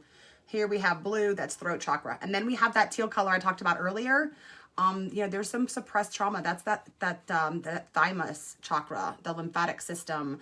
And so all that negativity, it does build up in the body. But for some of you, it has been built up for years because some really crappy shit happened. It did. And I'm sorry. Like, I know. I can totally relate. It's what I've been working on, is getting this shit out of me. But this is not about talking. Communication is key. So getting what's in here, you know, out to somebody else. Not just you, like not just staying in your head. Like talk to somebody you trust, talk to a professional, talk to somebody who understands. It might even be a Gemini that you can talk to, because we're super good. Geminis are super good at analyzing stuff. And then you got nothing is set in stone. This mutable moon. And again, I still see that teal color here. I think that's just like kind of playing through, just healing, it's purging. But I'm going to look up what this mutable moon means, because I really have to admit I don't know that one. So it says mutable is all about change, shape-shifting, even that something is still developing. This card indicates that something is indeed changing and there's room for maneuvering. So take it as a sign that the situation that's being talked about is far from finalized.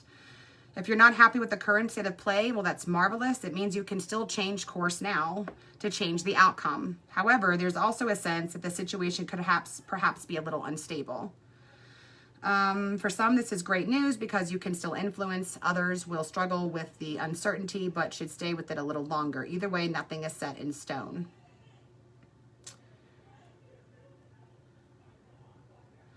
It says, I know that the best will unfold for me. And I think that's a great solar plexus and root chakra and crown chakra, really, right? I think that's a great affirmation for you all, is I know that the best will unfold for me. Because it's really important to believe that, like, while we're going through all these insecurities and while we're dealing with all these issues of like doubting self and having all these physical issues in our body on top of it, it's like the negativity can really change our perception of like what's happening. And especially like me having such a traumatic childhood and a lot of abuse in my past, I become conditioned to expect the worst. And even without all of that, even if like this last year has been nuts for like so many of us, and like one bad thing after another has happened. And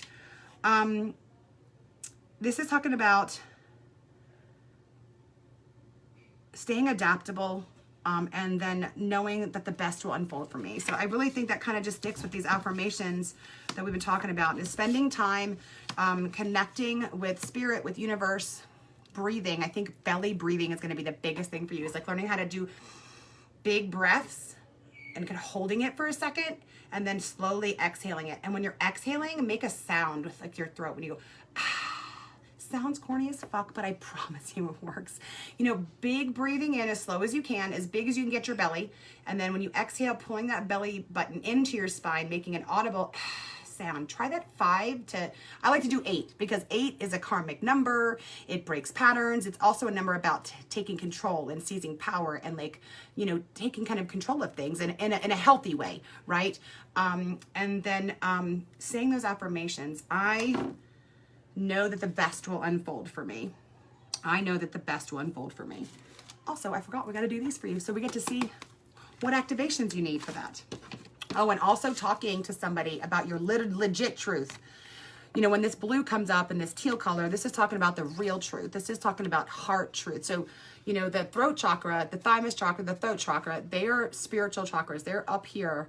They're about truth. So this is about getting honest with somebody. And it can be a therapist, it can be a shadow worker like me, it can be someone that you really, really trust, but who's also going to be honest with you, Scorpio, because let's be real, Scorpios know how to tell a story in a way. I was married to one, I know. And I love my Scorpios. I'm Cancers. Cancers and Scorpios get along really well. But like, this is somebody who's going to be able to call you on your bullshit. That's the kind of person you talk to, okay? And know that someone who knows you and then loves you, okay? But you got to get real with them. So that's the other thing, is finding someone to open up to. Oh, wow, he does need surgery. Is it on his stomach? I don't know how delayed we are. Deanna. I'll light a candle for him, by the way. All right, so what activations do my Scorpios need? Because my tummy is still hurting. Okay. Scorpio activations for their new moon. What do they need? 1, 2, 3. Sorry. Scorpio activations. Oh my gosh. All right. I still love it. Okay. We got consciousness, crown chakra, and miracle. Super exciting. And that just kind of goes, all of it goes with everything I've been talking about. Oh God, one of y'all is just killing me. I've got to learn how not to do this. I think I have I have an angel stone on somewhere that makes me tune in a lot faster. But I think it also helps me kind of tell the story of what's going on. All right, somebody in my Scorpios is going through the changes. Lots of water, and it's okay to get on hormones, just so I'm saying. Okay, so crown chakra is one of your cards for this next 2 weeks through the full moon. The frequency of the crown chakra, the violet flower of life, supports our spiritual connection to the universe and our ability to transmute negative energy into light. And we talked about that and that's exactly what we're talking about here in this card, Scorpio, with releasing. Remember I talked about that energy coming down. It's called transmuting. So the energy that comes through the crown chakra, that purple light, can transmute, and that means change, transform that negative energy as it comes out of you. So this is the activation you'll need for that, to be able to release that negativity. And then you've got consciousness. The frequency of consciousness supports our ability to focus our attention on all the multidimensional aspects that show up so that we can include them in our reality. You know, and I know that last, when I did the full moon in Cancer, what came up for my Scorpios was, again, also like this, like really deep insecurity, and my heart goes out to them because I'm a water sign too. I know how that stuff feels. And there's like some, you know, the insecurity for some of my Scorpios was like around the levels of like, you know, with like some distrust and paranoia of people that were close, and it was like unwarranted stuff for some of them. And this is going to help with kind of getting a big clear perspective. This is consciousness, and this has to do with those top chakras like I just talked about, the throat chakra, the third eye, and the crown chakra. Stupid light on here, so driving me nuts. So screenshot that if you need to, and then when you go to meditate, all you got to do is kind of look at it, and it's going to activate. It'll activate things, sacred geometry, and the shapes and the colors activate something in the subconscious. And then the final one that Scorpios need for the next 2 weeks is miracle. The frequency of miracle supports our belief in ourselves as a part of source, and therefore our belief that anything is possible. And this has got sacral chakra colors in there, solar plexus, crown chakra, and third eye. So you need to believe that you too can have a miracle. So this is going to help you there. Stupid effing thing. There you go. Miracle. You guys are doing really good, Scorpios. I know your tummies are hurting and you got some shit that needs to come out. But dude, hey, I've been in a dark night of the soul for like 3 months doing shadow work. And I was doing, this is why I look like I do today. This full moon, this new moon in Capricorn being a Cancer is like my polar opposite. And it's just like, it has to do with like family issues, and that's what's coming out for me. And then like I'm in my pajamas, like that's what I wore today. Y'all are lucky I drew my eyebrows on and put a bra on. Like that's the extent of what it went when I brushed my teeth. But like that's all that I have done today. And I knew I wanted to do this video, and I was like, whatever, I don't need to do my whole face. So I get it. So my Scorpios numbers again, 1184, and the numbers are like. Fog is lifting for some. Solar plexus work is needed. Some of you need to get to the doctor. Spirit is with you. Universe is with you. Deities, guides, ancestors, angels. It's all with you. And, you know, this is about change and transformation, but that means freedom. Freedom from what is weighing you down, okay? Also, some of you could benefit from some energy work, too. It is about the little things. Okay. And so after Scorpio, my cigarette just keeps going out. Let me clear my energy. After Scorpio, Where the hell did my friggin' paper go? Oh, here it is. We got the Sagittariuses. I was about to say it's December. Like this whole last year, just, I mean, it's like, where the hell did it even go? I mean, I've been in my house with my kids since March. I'm surprised like we even still like each other.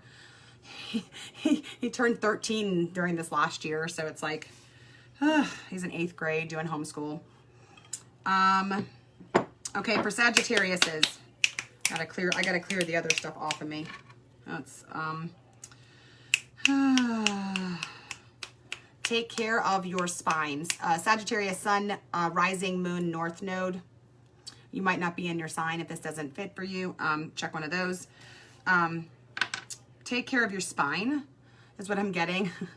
And the root chakra. So a lot of people don't realize that the entire spine is a part of the root chakra. So I'm kind of getting both there from Spirit, is to take care of your spine. And I'm getting it in like a very gentle kind of like energy, just like take care of a newborn baby. Like be kind and gentle to yourself. Nurture yourself like you would somebody else's, like a baby, like you would a baby. You've been giving a lot to other people and trying to keep everyone around you happy. And Spirit is saying, it's take care of yourself right now. Like a newborn baby. You've been carrying the weight of the world. You got the reverse 10 of Wands. So you've been carrying the burden alone and it's weighing your back down. So take care of your spine. Don't put off going to the doctor. For some of that, you need to go to the doctor. Some of you literally know what I mean by taking care of your spine. Rest, do your yoga, take lots of ibuprofen, but hydration, and check with your doctor to see if it interferes with any of your medication. Do not follow my advice. I'm not a doctor without checking with your doctor. But passion flower is really, really good for inflammation. Also, it helps with anxieties and focus. I just feel like I need to mention passion flower. But only after you talk to your doctor, because I'm not a medical doctor. And make sure it doesn't interfere with any of your meds. I've been trying to smoke this cigarette for 30 minutes. It's not working. And then the number that I got for Sagittarius is 1432, so 1432, angel number 1432. Kind of breaking that down, we've got, overall it's 10, which is an end and a beginning. So there is an end to a cycle in your life, a karmic completion, and a beginning kind of coming in at the same time. But this beginning, and it may seem like you're going through the same thing. You may feel like you're going through like shit again. Okay, but this time it is different because this time you have all the experience from your journey of 1 through 9, right? And then the 0 amplifies it in your 10. That means that Spirit is with you. The divine is with you. Your higher self is with you. And so not only do you have the experience because you've successfully made it through, but you have partnership amplifying the energy here. So it's an end and a beginning simultaneously. And through this, you're going to have some stability come into play with this 4. And structure. A lot of people are dealing with structure. It's this month. Structure and stability and practicality are playing a big role for you this month. And then, excuse me, you got the number 3 and the number 2. 3 is, again, about kind of bringing things into fruition and the manifestation of things, and then creativity and it's like birthing those ideas out into the real world. When I think of 3, just birthing. It's like 1 and 2 made a baby, and then you had 3. It's like birthing ideas into this world, and you're going to bring things into fruition. And then that 2 is about the feminine and the receptivity, but also so it's about balancing the feminine, the divine feminine, and I'm getting hydrate. It's so hard to do in the winter, but it's so super important. A lot of the fatigue that you're feeling is dehydration. And some of that depression. Some of it's real, go to the doctor. Some of that, but some of it can be alleviated by drinking lots of water. And then 2 is partnership. So it's talking about internal partnership, but it's also for some of you who have not been relying on anyone else other than yourself. Because like I said earlier, I got the 10 of Wands in reverse. You've been carrying a burden alone. So like this is about also reaching out to someone else. Okay. Gosh, I guess I could just do psychic readings too. That's something not new. I mean, I do this privately, but it's new for me doing it like publicly, the psychic stuff. So I'm trying different things out, what I do publicly versus what I do in my private time when I do private readings.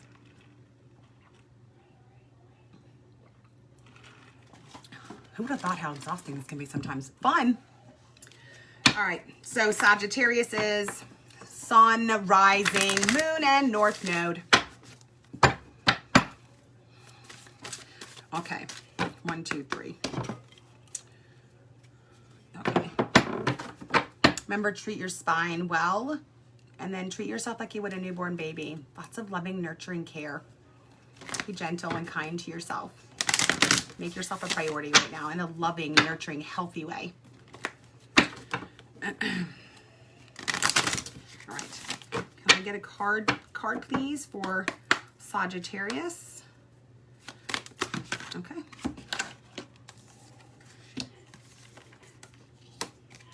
Ooh, we got 4. Okay.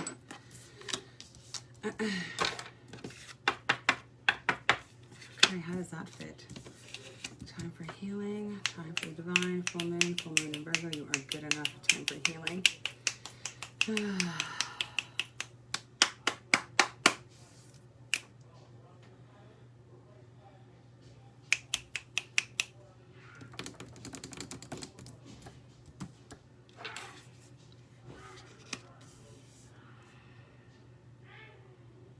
Give me just a sec here.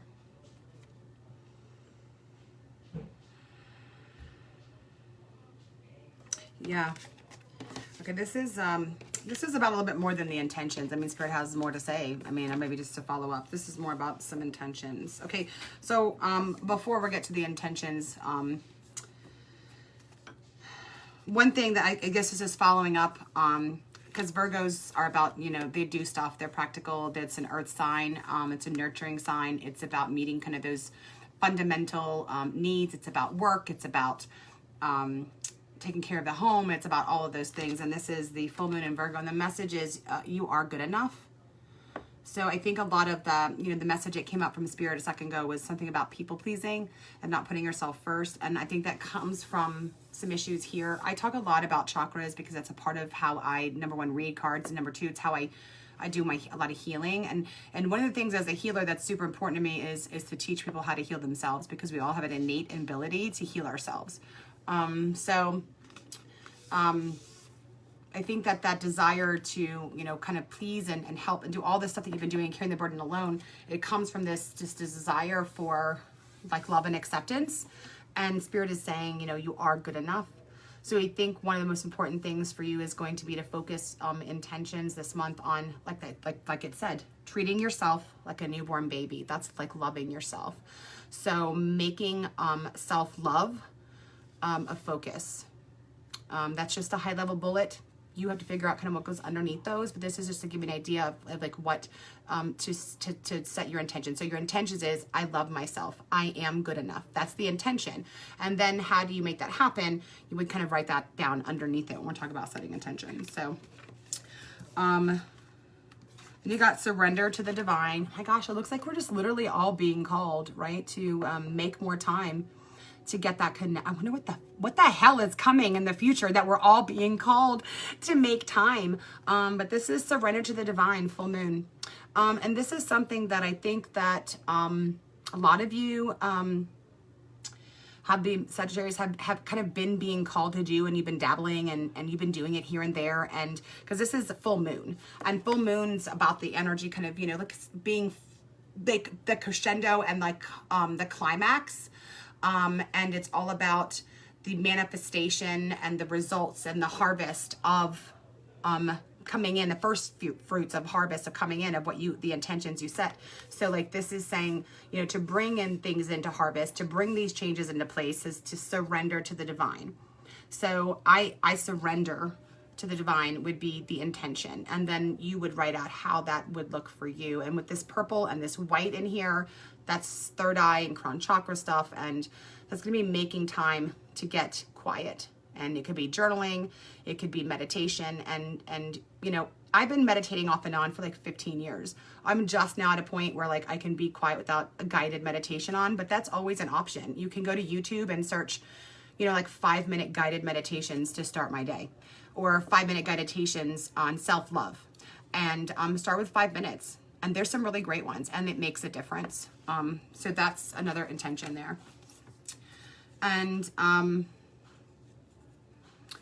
time for healing in the balsamic moon. That's a time for rest. And that just goes with the message that Spirit gave me for you to heal your spine. And the spine is where we keep a lot of our trauma at. A lot of our pain, our emotional pain gets stored in the in the spine. And this is about this. The balsamic moon is a time of rest. It's part of the waning moon, which is when the moon is getting closer, getting smaller and smaller, and the energy is about releasing. So this is about releasing stuff and healing and resting. So think an attention, because we talked about how much you were doing for everybody else before. So this is about making time to rest and making that a priority.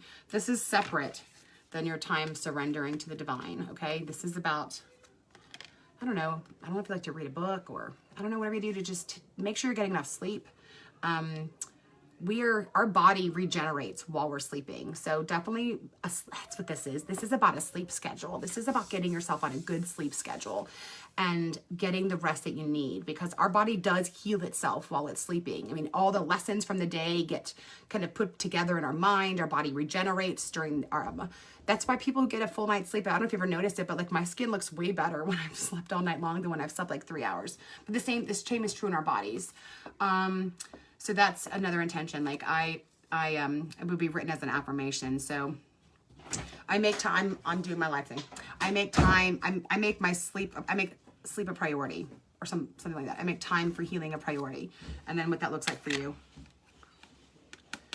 Then you got be bold and make the first move, cardinal move. So cardinal signs are signs like Cancer and Aries, and I forget the other two. I'm still learning that stuff.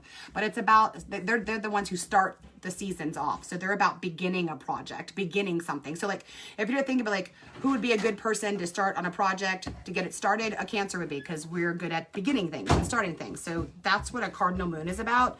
So a cardinal moon is about getting started on something. My kid's going in the pantry behind me. I'm sorry. He doesn't. Hurry up, please. Please be quiet. Okay. So this is about being bold and making the first move. So there's something that you've been wanting to start. You've been just waiting for the right time, but you've been so busy doing other stuff for everybody else. This is saying be bold. So make a bullet that is for starting something new and making the first move. Mommy, can I do whatever. anything on them? No, you may not. Stop talking. Love you. Love you. Hey, don't make that face at me. This is about being bold, starting something new. And it's a fantastic time for you. It's in the cards, literally, for you to start something new, to begin a project. And be bold about it. So there's something that you maybe have some hesitation and fear about. Step through that fear. So that's going to be something like that could be something too, is like, for an intention could be, I walk through fear and make the first move. And that's something that you have as an intention now, and then you will work that into your daily life in some way, shape, or form. Oh, activation cards. Shit.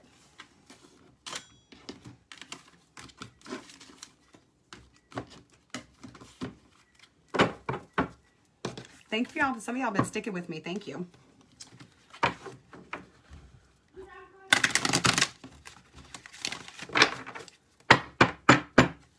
Oh, I forgot to even mention what house the last few people were in. Oh, well. Well, Sagittarius's new moon is in the 2nd house, and that is the house of property, possessions, values, including the value of self, money, energy, abundance. So it's basically about where we put our energies, where we have abundance.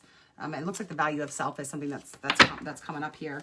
But also, it could very well be that this new project has to do with a new job venture or a new investment, starting your own business. I mean, a lot of people are starting their own new business, because it's like a lot of people who used to have jobs don't have them anymore.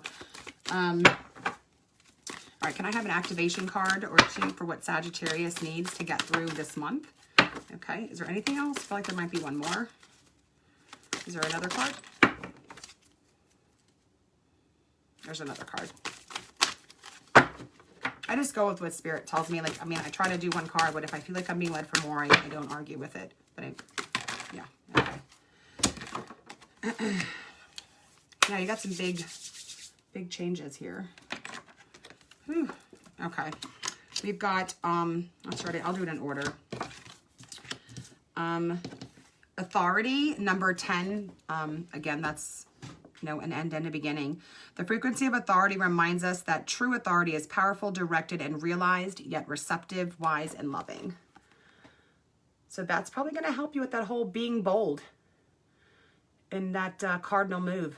Be bold. Make the first move. There's your authority activation for that one. And then we have Gaia.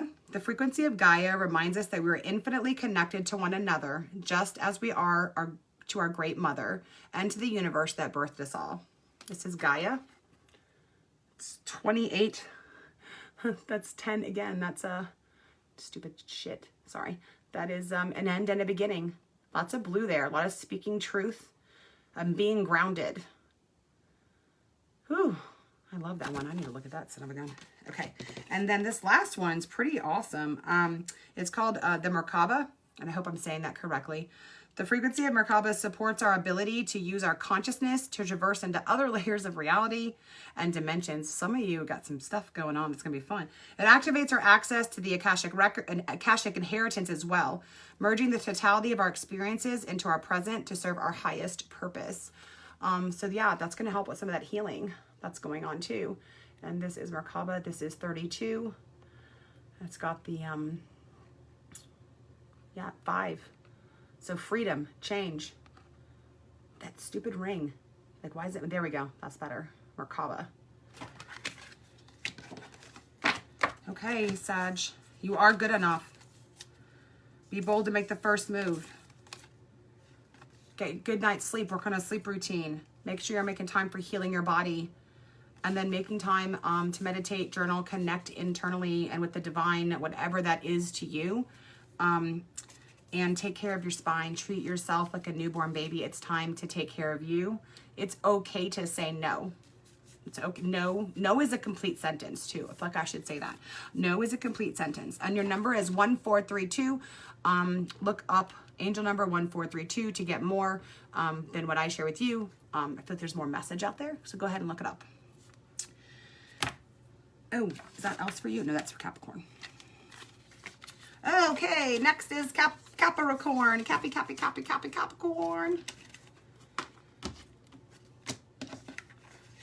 I'm learning I need to be a little bit more organized. This is all learning lessons for me. I don't know how long this shit takes. I don't even know how long I've been running. It doesn't even show me how long I've been going. Oh, well.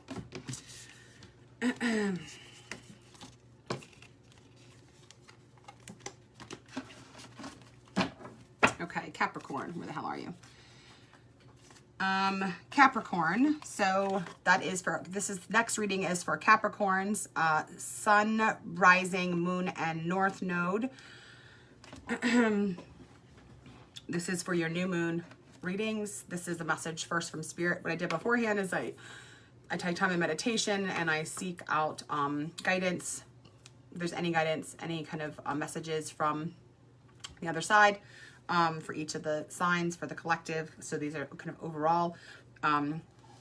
And for Capricorn, I've got the word pliable.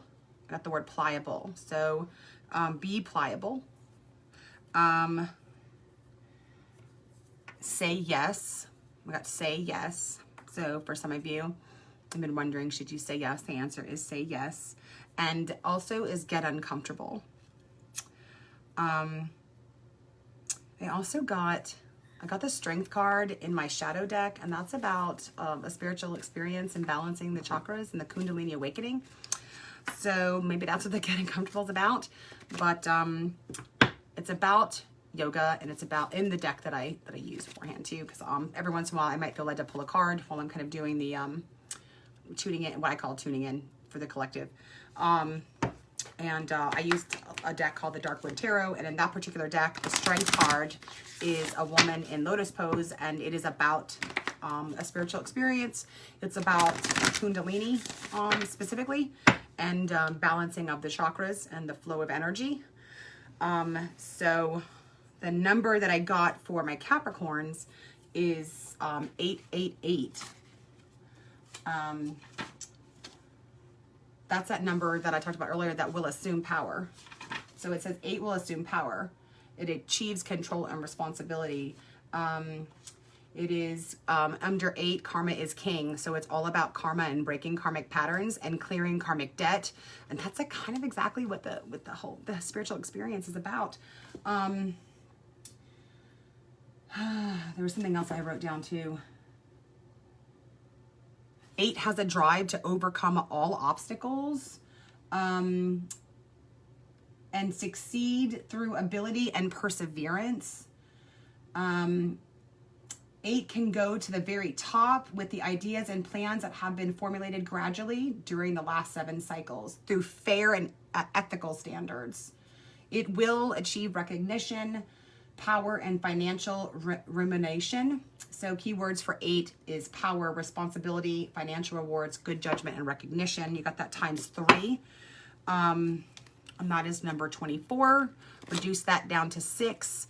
And so 6 is a number of balance. It's the Lover's card. It's a number of choices. It's a number, it's you're at a crossroads. A lot of you are. This is about balancing those energies within. For some of you, let me think.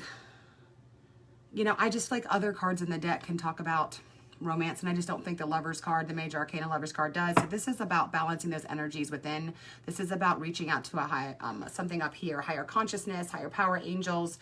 This is about a spiritual experience that you are being beckoned to, and that's going to require you being pliable, being open-minded, and saying yes. I just feel like that's going to be saying yes. Again, your number is 888. And that's about balance. Okay. All right. So, Cappies, let's see what you guys have for the...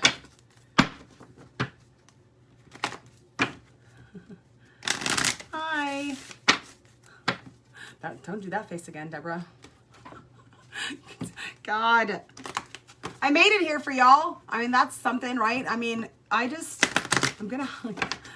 One thing to take into consideration is like when I'm doing video, because I want all of my readings to be around the cycles of the moon. That's just my thing. But like I didn't take into consideration that I'm a Cancer with a Cancer rising, and the moon affects me. So I mean, I had to sage this shit out of myself like earlier, like with my sage water spray from my like essential oils, and had to burn some incense, like, and just clear my own energy. Okay. So this is for Capricorn.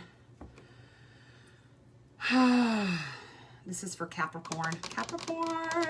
Capricorn. I can't sing, but I have to clear my energy real quick. So sometimes I do weird shit like sing or snap or clap or... Get the glasses off. You're blurry. I can't see you. Or smoke while I do a tarot reading. Just, you don't have to deal with that. Okay. Capricorn.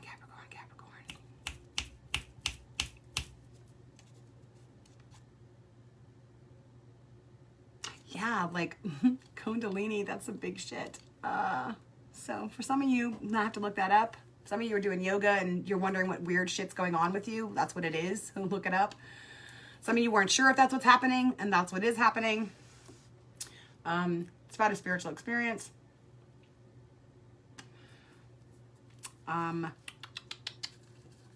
Also, I feel like saying, like, if you're running or doing yoga and like you find yourself having some emotions being released, or Tai Chi or Qigong, like that's totally normal. Like, let it come out. That's like completely normal.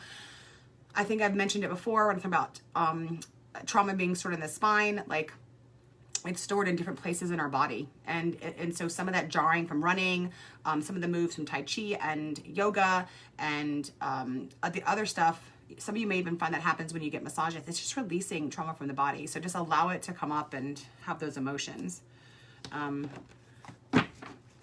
As you get to know me, I'll share some of my story, but I've done a lot of recovery. I have complex PTSD from very abusive, very, very, very abusive childhood, young adult, all that. Mine started very, very young, like infancy. And so I've been like doing a lot of releasing from my body, and it's been exhausting. It's been exhausting. I think that's probably why I'm feeling so shitty today, because I'm kind of didn't do yoga, and I just didn't feel like dealing with it. To be honest with you, I'm human. I mean, I may be a spiritual being having an awakening, but I'm still in the fucking human body, and I'm tired.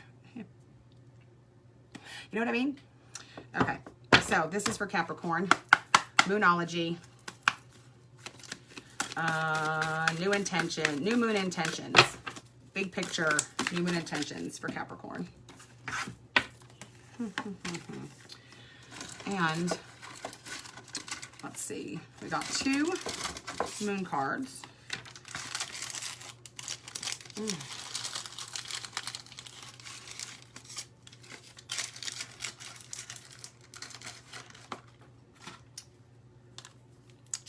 Yeah, someone's got some right shoulder stuff going on, right neck, shoulder stuff going on.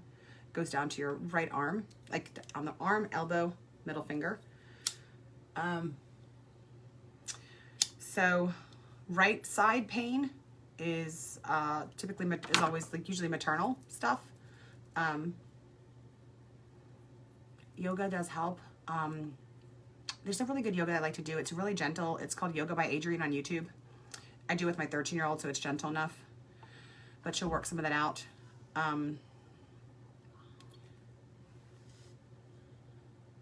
Yeah, that's what that is. Something to do with an influential woman in your life, and it's some words that's tied to the solar plexus. So look up some stuff and dealing with that. Some yoga moves for that. I need some incense. Okay. All right. So Capricorn, I got your 2 cards here. I'm gonna go ahead and pull an activation card as well. So we got, remember, be pliable, say yes, get uncomfortable. Ah, now I know why you got get uncomfortable. Okay. Okay, Capricorn. Okay.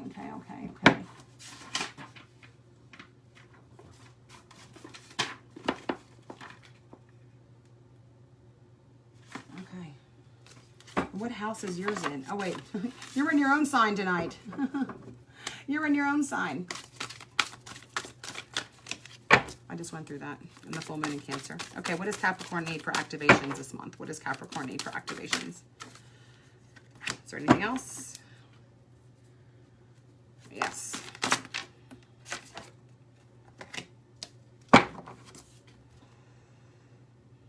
Is there another card? One more.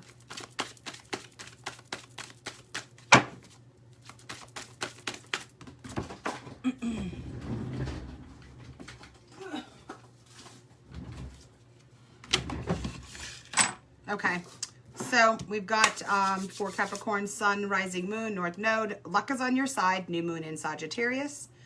And then we've got Show the World the Real You, full moon in Aquarius.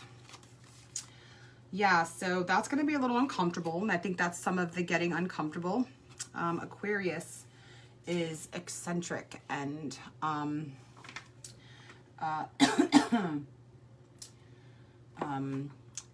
creative, and kind of like yeah. I'm getting the star card. I mean, this is also about being spiritual and stuff too, but like you're gonna have to talk about what's going on in your private life with your spirituality. Like you're gonna have to get out there and talk about it and stuff. But this is Show the World the Real You, full moon in Aquarius. So this is all kind of building up, and you're being asked to like step out of your comfort zone, and you've got to show the world the real you. You're being called to, I don't know, do something like I'm doing, or start talking about it publicly. There's something that you need to come out. You need to come out and do something publicly. And how does that look in a, how can you do that? How can you do that? How can you do that? And then luck is on your side, new moon in Sagittarius. New moon is about beginnings, right? It's also about a clean slate and starting something new. It's about bringing abundance in and attracting things into your life that you want. It's also at this point, the new moon at this point is also kind of letting go of some of the darkness as well.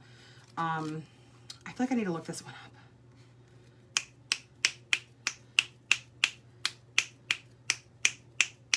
Two things here. It's about laughing more and having a little more fun, and also about being more open-minded. It's saying don't be so narrow-minded.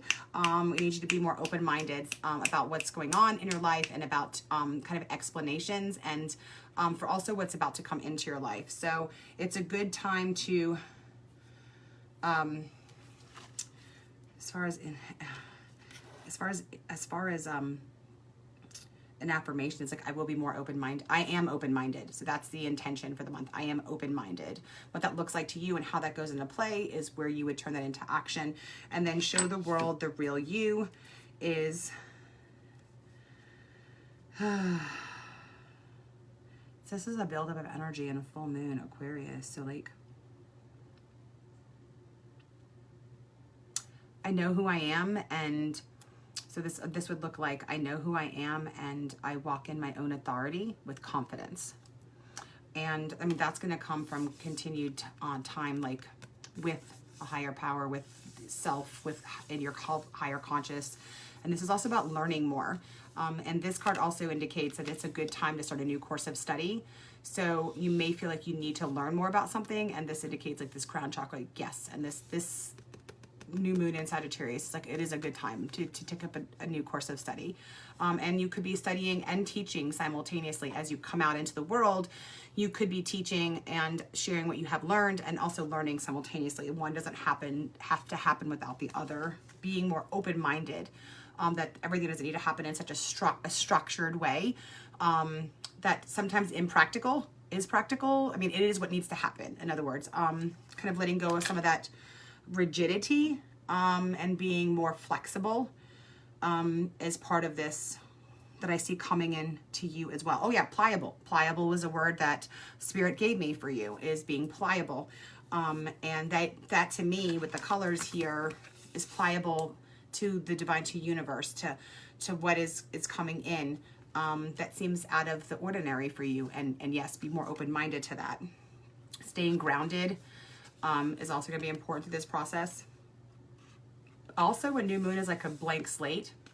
So kind of discarding some of the misconceptions or preconceived ideas you may have had. So like, I'm open-minded to new ideas. Is something I think to focus on too. Okay, so the 3 cards you got for your activations, I'll just do them in order.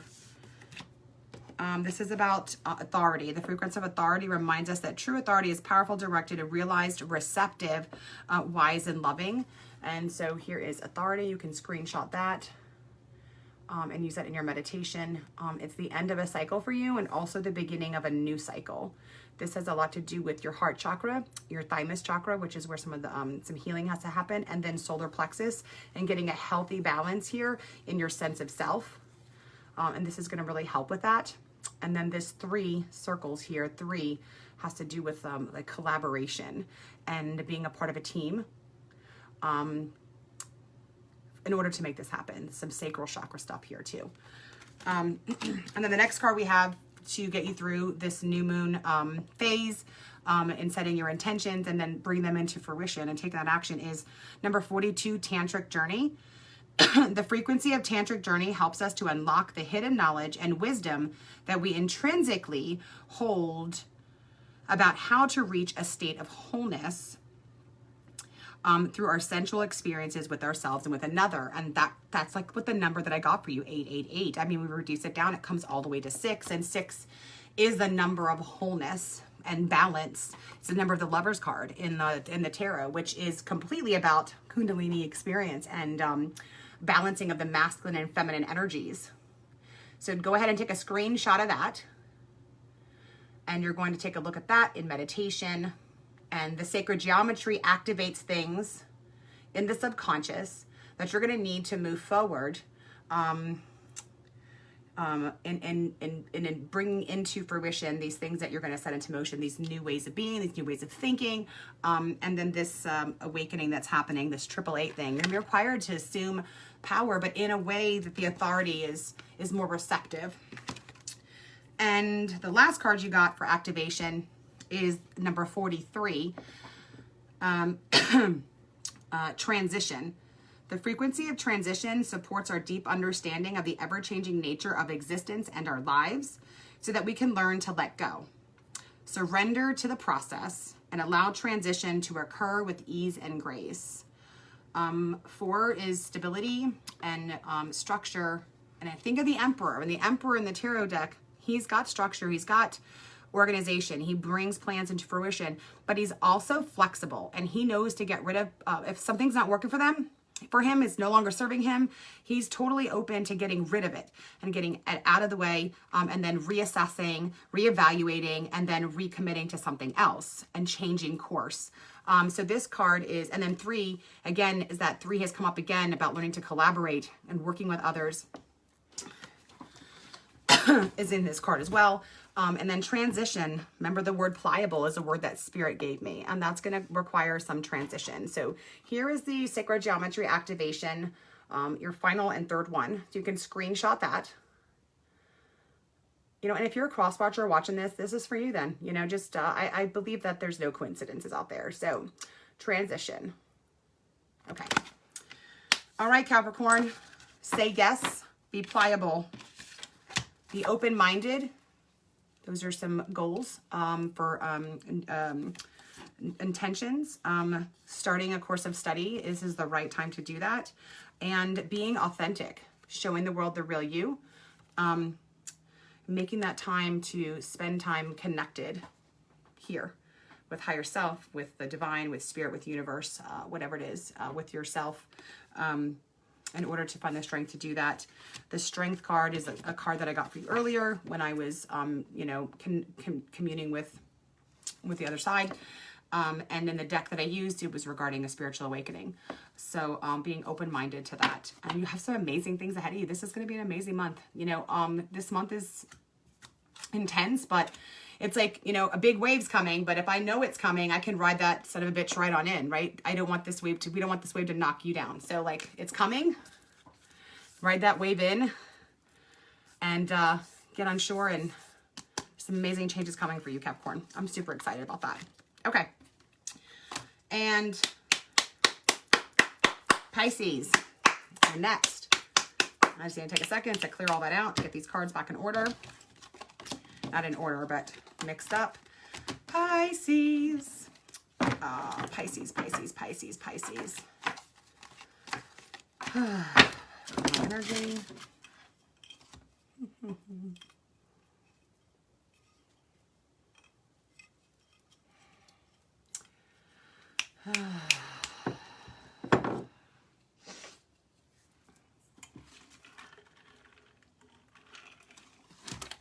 So Pisces, this new moon is in your 11th house. That has to do with your social circles, your wishes, your friends, networking, meeting new people, and also manifesting. So this is a great new moon for you to put anything and everything that you want on that list for what you want to bring in into your life here in this new moon in January. And then overall, this sets the tone for 2021. So Pisces, you're in the 11th house. And it's a good place to be at the right time. All right, so when I sought out Spirit for some guidance, direction, intuitive kind of insight, psychic, whatever connection, I don't even know what to call it. One of the messages that I got was it's time to surrender, and it's done. Walk away and create. And there's for some of you, there's something that like kind of you're going back and forth on, and kind of like having maybe a little bit more like a little challenging time getting clarity on. And So Pisces, Sun, Rising, Moon, and North Node. So, I mean, if one of the other ones didn't work with you, you might be in another sign right now. That happens. I know when I was deep in my shadow work, I kept ending up in my North Node, which is Libra. And then when I was doing work on my intimacy, I was ending up in Venus, which is Gemini. So seeking counsel on one of the issues you got going on that you just kind of been in your head about, but also then pushing it aside. Like it's time to deal with that issue. And writing a gratitude list. So I got, I didn't pull cards in advance for everybody, but there were a few signs like I felt like I needed to get a little bit more. And so sometimes I pull a card, sometimes a card comes to me while I'm connecting with spirit, and that's how they talk to me. But I got the 5 of Coins or 5 of Pentacles. And so this is the month to manifest for you, Pisces, okay? In your 11th house, it's all about manifesting. It's all about wishes. It's all about building your social circle and bringing people into your life. But there's a spirit of lack that's going on for some of you. Don't forget to look up at that window. Know that you've got reason to feel that way. I mean, you've had experiences in your life that have made you feel like the rug has been like yanked out from underneath you, and it has been. But what spirit is saying is like, we need to release this spirit of lack. We need to release this spirit of poverty, not financial poverty so much as, why isn't anything good happening to me? Why do I feel like it's happening to everybody else? Or this fear of expecting amazing things because you don't want to be disappointed. So spirit is saying, let's release that, because now is the time for you to manifest your heart's desires. And release that spirit of lack. So yeah, and then the number I have for you is 1473. 1473. 1 is a beginning. 4 is about adding some stability and structure to your life. Kind of grounding a little bit more than has been happening. And then that 7 is about stepping back and stepping away from emotions and doing some analyzing and fact-finding about what's going on outside, but also inward, because it is a spiritual number. I'm feeling like more of that is about looking inward, but separating again that 4, using that 4, the power of that 4 to separate emotions and look at things kind of objectively. And then, the word, one of the words I got for you is create, create, create, create. And that number 3 is the final number. And this is about, it's about creative expression. It's about taking those ideas that you have here, those amazing ideas, and then birthing them into life and bringing them out. So also, there's more to this. Look up angel number 1473 and see what they have to say online to get kind of more on that. But that's what I was able to get for you. Your word this month is surrender, and create. And now let's see what the cards have to say about intentions for this month for Pisces. Okay, so I'm going to use my Moonology deck for Pisces, a Sun, Rising, Moon, and North Node. I feel like I might need to use a different deck. I think I'm gonna use my numerology deck for y'all. It's like I need to. It's already been shuffled a few times, and I've had crystals sitting on it. I just felt like I needed to have it ready. I've used it for one other slime, so I'm not using the Moonology deck. I'm going to use the numerology deck, the Sacred Geometry deck. I feel like we need direct. We need direct. We need something direct, like that can't be like misunderstood. And you'll see with these cards, like how they are Pisces, okay? Yeah, this is going to be a great month. But it's like, I understand after the year that everybody, like we've had, like, it's kind of hard to get hopes up. But you have the power to change the course of this year. And the good thing about, and the amazing thing about this new moon is that this sets the tone for the year. And you're in a great house to do this. So what we're doing is we're asking the cards for kind of like a big picture, what new moon intentions you can set for this new moon in Capricorn. It's going into Aquarius, so I don't know if we've already switched since we started this, but the new moon phase lasts through Sunday. Sunday it goes into the waxing crescent, where the manifestation energy begins to pick up. space. So you have until then to do, you can do it anytime, but just, I follow the cycles of the moon, so it's good to set intentions during this time. Also a really good time to do some magic. My Pisces are really intuitive and mystical and amazing. So maybe with that, that spirit of lack that came up in there for my Pisces, maybe it's, you know, working a little bit of magic might help there. And maybe doing some kind of abundance or attraction spell or a ritual bath to kind of help bring some of that in and release at the same time, kind of releasing that fear or expectation of lack to make room for what you can and what you are going to bring in this new moon, because I really believe we're going to be able to do it. All right, so what do we have for my Pisces? What do we have for my Pisces for new moon intentions? New moon intentions for Pisces.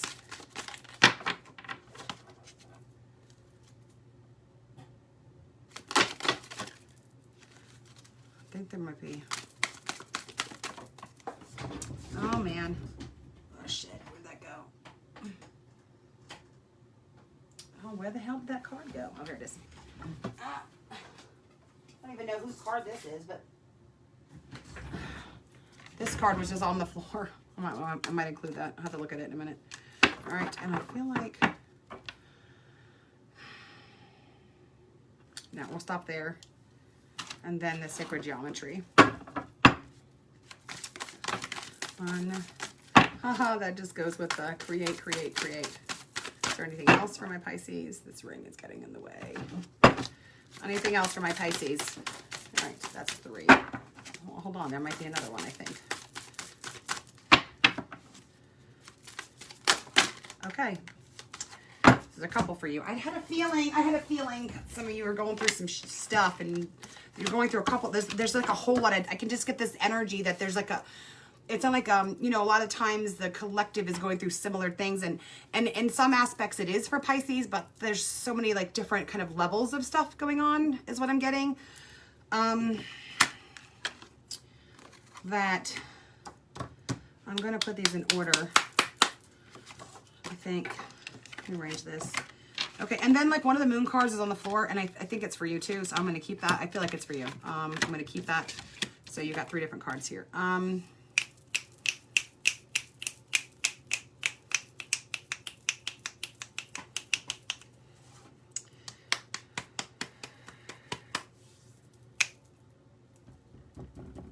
Okay, I'm going to start with the activation cards. I feel like I need to start with the activation cards for y'all. So the first activation card I have for Pisces, Sun, Rising, Moon, North Node. You know, I feel like even saying if your Venus is in Pisces, or I just feel like, you know, if it's prominent in your chart, like this is for you, because there's so many cards coming up, maybe even a cross watcher that has nothing to do with Pisces. I don't know. So this is a sacral chakra. This is one of the activations you're going to need. I'm going to read this, so take a screenshot of that. So you can use it during meditation. The number on here is 2. It's receptive, feminine energy. And remember I said one of the words that I got from Spirit was create, create, create, create, create. Well, this is what we need for that. One of the things.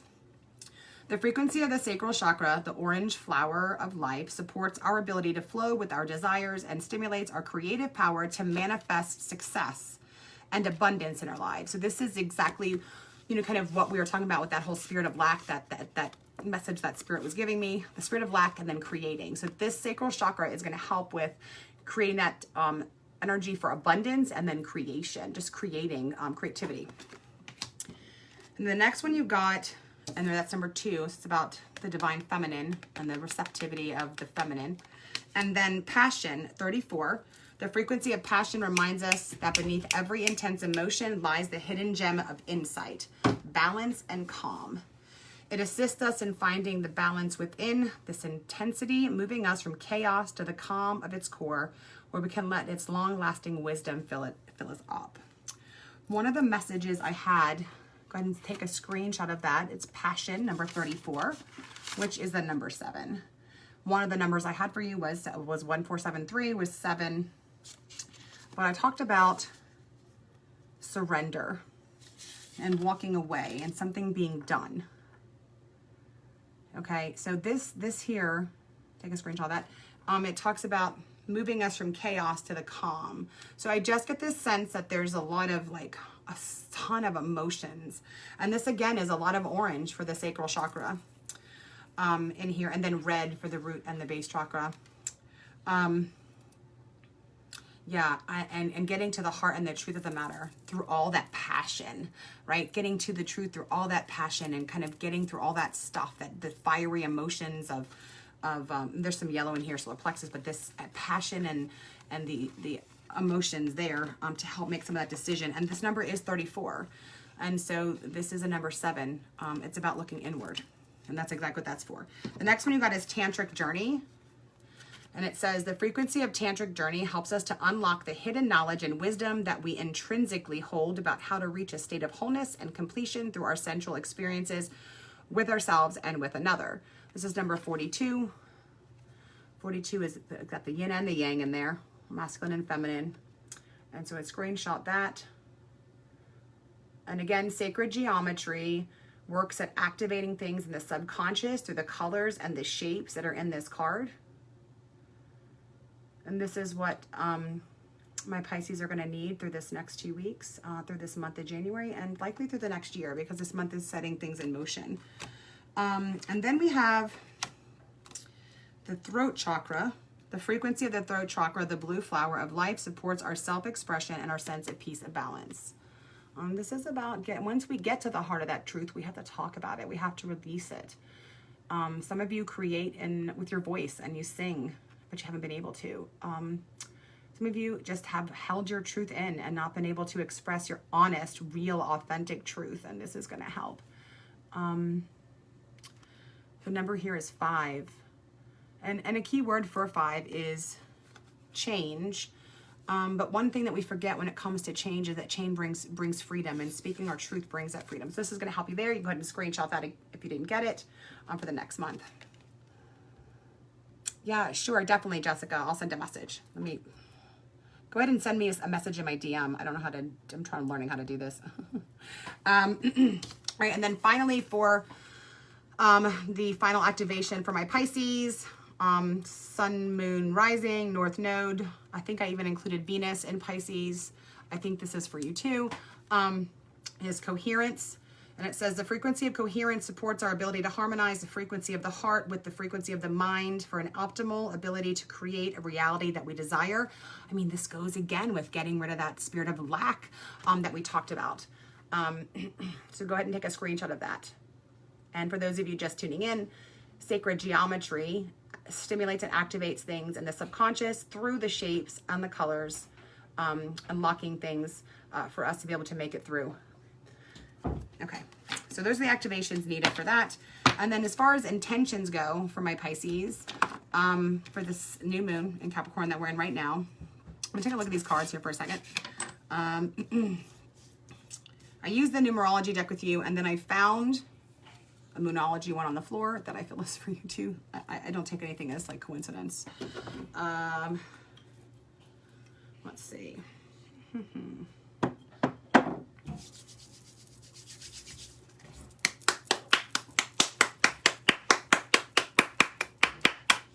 It's 11, that's 10, that's 8. It's partnership, a personal issue reaches resolution. So this is about setting intentions.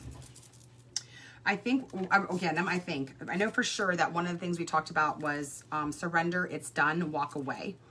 And surrender is overall message for everyone. But it's done, walk away. It can be a few things.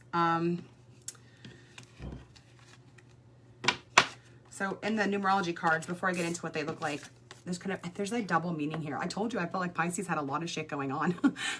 Like not a lot of bad shit, just it's a lot of messages. I'm getting a lot of messages. Like slow it down. Okay, so first I'm just gonna go through the cards. I've got a personal issue reaches resolution, full moon in Cancer. So I'll let you see that. And then I got the numerology card for nature, number 74, which is reduces to 11, which is a master number. And we'll talk about what these mean. I got a ton of messages coming in right now for Pisces.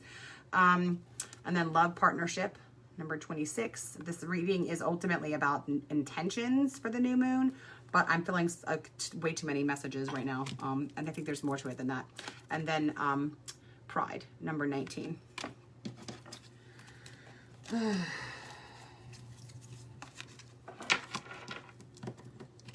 So this love partnership right here, it goes with those activation cards that we had. This is sacral chakra stuff. This is about speaking your truth. This whole thing here is about making an intention. This is what this is. This is about communicating your truth in your love partnership. And this doesn't have to be about romantic, because it's a number, says 26, and that's an 8. 8 is this could be family, is what I'm trying to say. If it was strictly love, it would have been like I think a 6 on there. But this could be a familial relationship. But no, this is not familial. I'm sorry, this is a loving relationship because of the sacral chakra shit. So an intention for this month is to be able to speak your truth, your true emotional truth. So this is sacral chakra. This is like your throat chakra, and being able to be honest in your relationship. For some of you, it's done. It's over with, and that's part of it. For some of you, it's about finding balance. It's 26 it reduces to 8. And so you've been more balanced on the feminine side of the nurturing and the caretaking side, and you're kind of giving more than your partner is in that sense. And you need to take more from your own divine internal masculine side and be more direct and speak more truth, and put a little bit more, I don't know, balance the scale, so to speak, in the relationship. So I think what your intention should be for the month is, I have the courage to speak truth in my loving relationships. And then what that looks like, you kind of go from there. And I think your activation cards are going to help with this, because this tells me that there's some sacral chakra flow issues, and then there's a little bit of red in here, so some root chakra issues, and then definitely this throat chakra. But those activation cards are going to help with that. So that intention there for some of you is going to be, I speak truth, courageously speak truth in a healthy way in my loving relationships. Because I also am getting the feeling that for those of you that don't stuff it down, kind of comes out a little passionately. And then you got pride. So I'm getting a couple things here. So this is a 1 and a 9. This has been a journey, a spiritual journey, but there's still, it's like a beginning and an end. So it's got root chakra, and then the end, you got the end with the up here, this chakra is the third chakra, and it's the white, the crown chakra is in here too. I feel like this goes with that surrender. So I think that the word that I got from Spirit in the beginning is what's in the way of that surrender is some pride. There's this what I'm getting is that you're grounded and you're making these connections up here, but you're not looking at the issues between here and here. That's the only way. This is how I talk about things as in chakras. Okay, this is how it. So it comes to me in chakras is that. Oh, so I'm going to put it in like regular terms. So not dealing with some of the issues with speaking your truth and the flow of emotions that have to do with the sacral chakra. Not dealing with some of the issues in the solar plexus that have to do with self-confidence and knowing who you are and your sense of self and confidence in a healthy way. And then not healing the wounds that are in the heart chakra and the traumas in the thymus chakra, and not dealing with past wounds and not speaking your truth. So you're connected, up here with your intuition and your crown chakra and your grounding. So you're kind of doing like sort of like a two-step thing. And so what this is saying is that I surrender my healing to the divine or to my higher power or to the universe, I think is what this card is saying. And that's definitely what it's like. I surrender. And for some of you, it is surrendering. It's surrendering.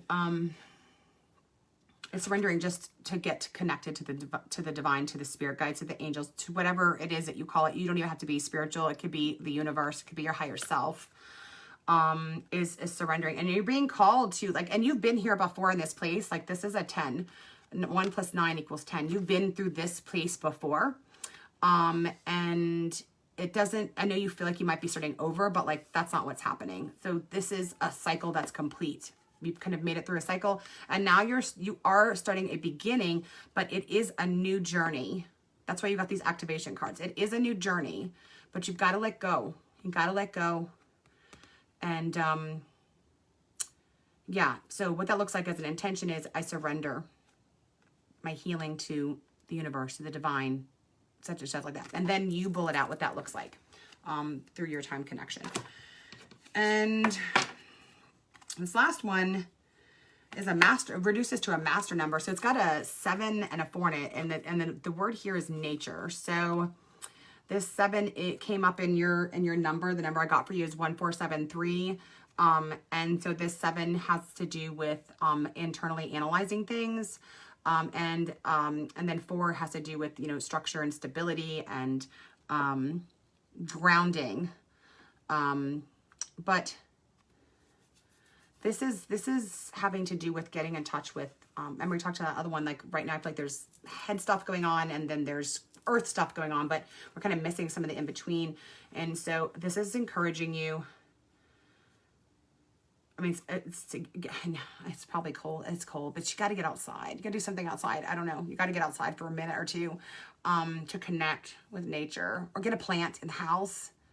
I know that sounds weird for some of you, but for your Pisces, no, it doesn't. You got to get in touch with nature. You got to get in touch with nature, even if it's getting your herbs out to do some magic. I mean, there's some nature that has to be done here, and we need green. You need, the heart chakra has to have some work. The heart chakra needs some work. It needs some work. And I'm thinking like nature in the way that nature is now, where things are like, you know, plants are dead. I'm not saying your heart's dead. I'm not saying your fucking heart's dead. I didn't mean to come out like that. But like, you know, things are barren right now. Like it needs to be live, and like it needs to be, there's something that needs to happen here. And so, connecting with nature in whatever way that looks like for you should be an intention. So I connect with nature, okay? And then this personal issue, reaching resolution, full moon in Cancer. This has to do with, I think, that word that I got from Spirit about that this situation is done. Walk away. It's done.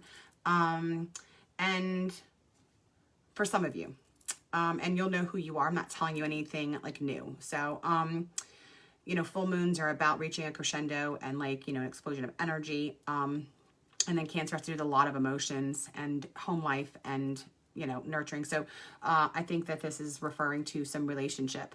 And I feel like it's just done.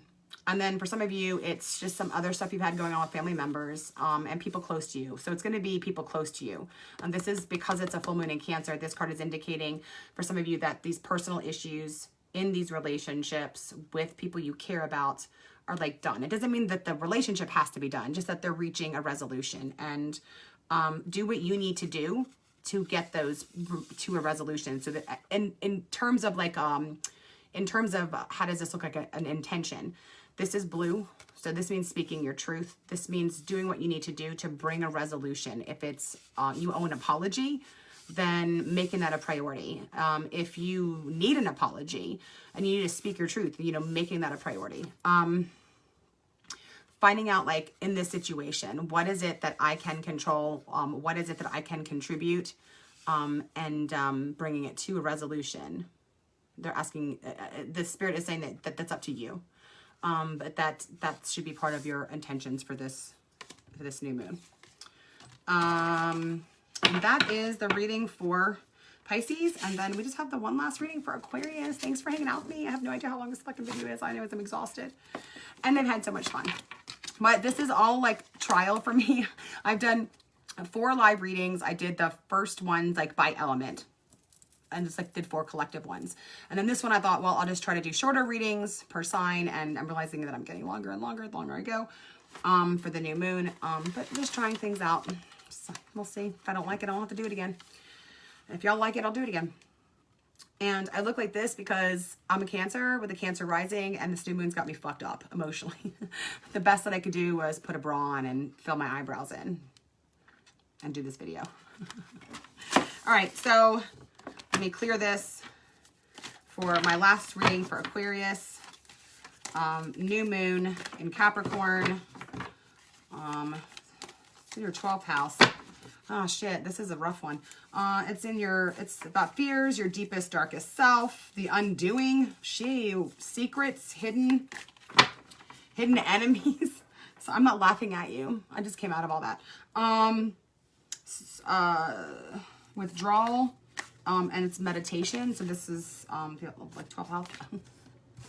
Okay.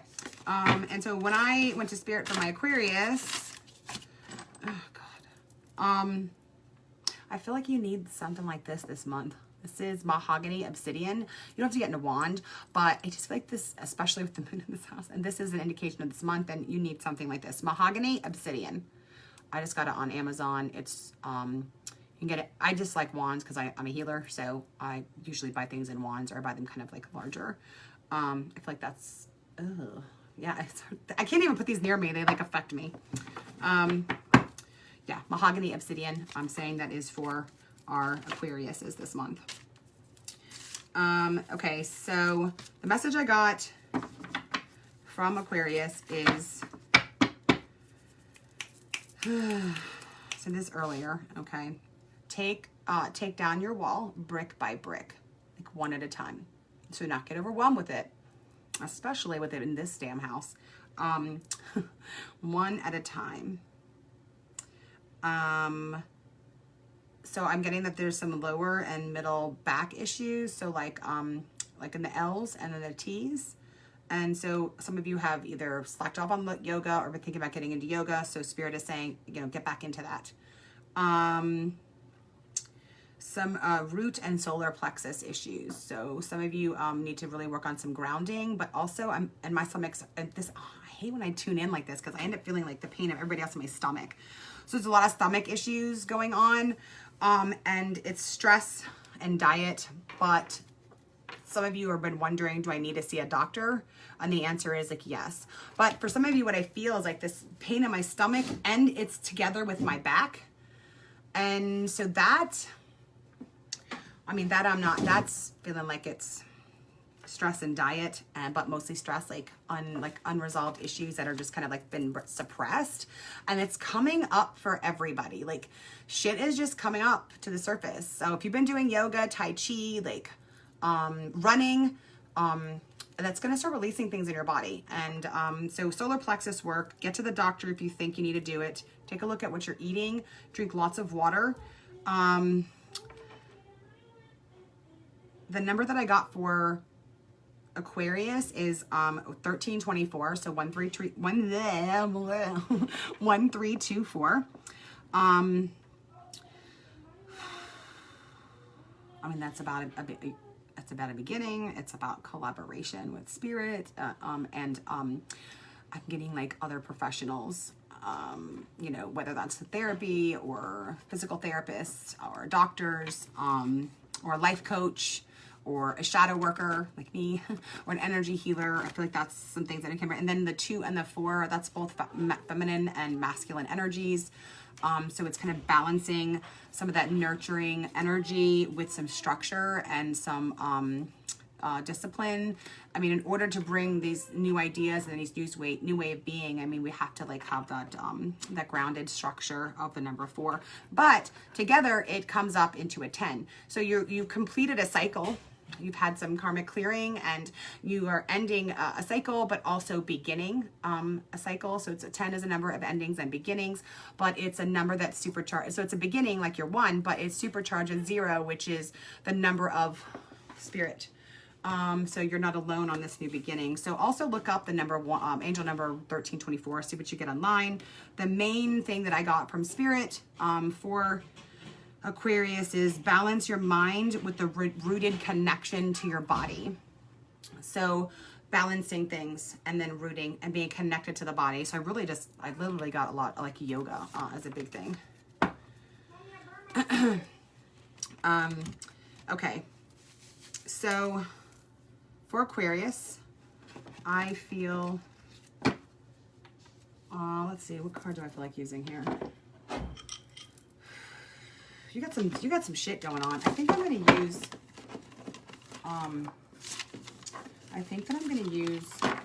shadow. I'm gonna use my shadow deck for the Aquarius. I'm gonna use my Darkwood Tarot. With the house that you're in, this the 12th house with the kind of stuff that it's ruling over. Like, I don't know. I feel like I need to get some deeper stuff for you guys. So I'm just gonna go with that. And then I'll use probably the numerology just to cut to the chase to clarify anything. And then the sacred geometry activations for what you need. This is my final reading. So it was my first time doing a whole reading for one by one for each sign. It was fun. I've learned some lessons. Oh my God, somebody's tummy is really hurting. And I also need to put some crystals down on them. Give me just a second. Just let them clear. Yeah, I'll DM you, Jessica. As soon as this is the last reading in the series that I got to do, and then I'll shoot you a DM and we'll set something up. Okay.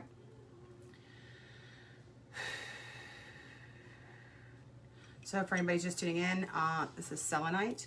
Doesn't have to be this gigantic. It was supposed to be smaller, but selenite is really good for, you know, psychic abilities, intuition and stuff, but it's also really good for the spine and skeletal healing, and for pain and calming anxiety and helping with sleep. And I use it for all of those things. So I try to have I have one like in every room. I sleep with this one. And I carry it in my purse. Also, I figure if someone messes with me, it's pretty solid. Like, I think I can hurt somebody with it. I mean, I'm just saying. I can't help it. I was born in Brooklyn. I always think someone's going to mess with me. Okay. So, Aquarius. What intentions should we be setting for this new moon? All right. 1, 2, 3. This is for Aquarius, my final reading for the night. I went ahead and switched it up to the Darkwood Tarot. I just feel like with the house that your moon is in, like, shit's getting real. And plus I'm tuned in and my body is hurting. So y'all are going through some shit. Okay. All right, since we're setting intentions, I'm turning these upright. And I think I have one more shuffle left to do for you. All right.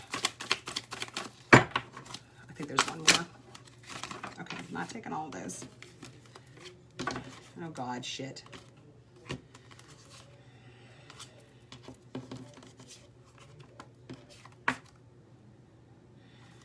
Okay, well, I mean, I gotta tell you about that just because it's in the cards. Well, it's not part of the intention. I'll talk about that later. Okay, so for new intentions, I'm going to also pull your activation cards now too, because it helps kind of shed light to see the activations with the cards. But you got the, and this is from the Darkwood Tarot. It's a shadow, it's a deck for doing shadow work. It's what I use, one of the decks that I use when I do shadow work for myself and with clients. But you got the Ace of Cups, and I'll show you them because the art has to do with the meaning. And then the Four of Wands and the Eight of Pentacles. And this is in regard to setting intentions for the new moon, about releasing and bringing in. Really, what are we bringing in? So what activations are needed for Aquarius for this new moon? All right, I feel like there might be one more card. Oops, there's two more. Okay. Crown chakra, miracle. Yeah, you guys got a kind of a rough month. I mean, like not a rough month. You guys have been going through some rough shit. Honestly, in your heads. Definitely in your heads.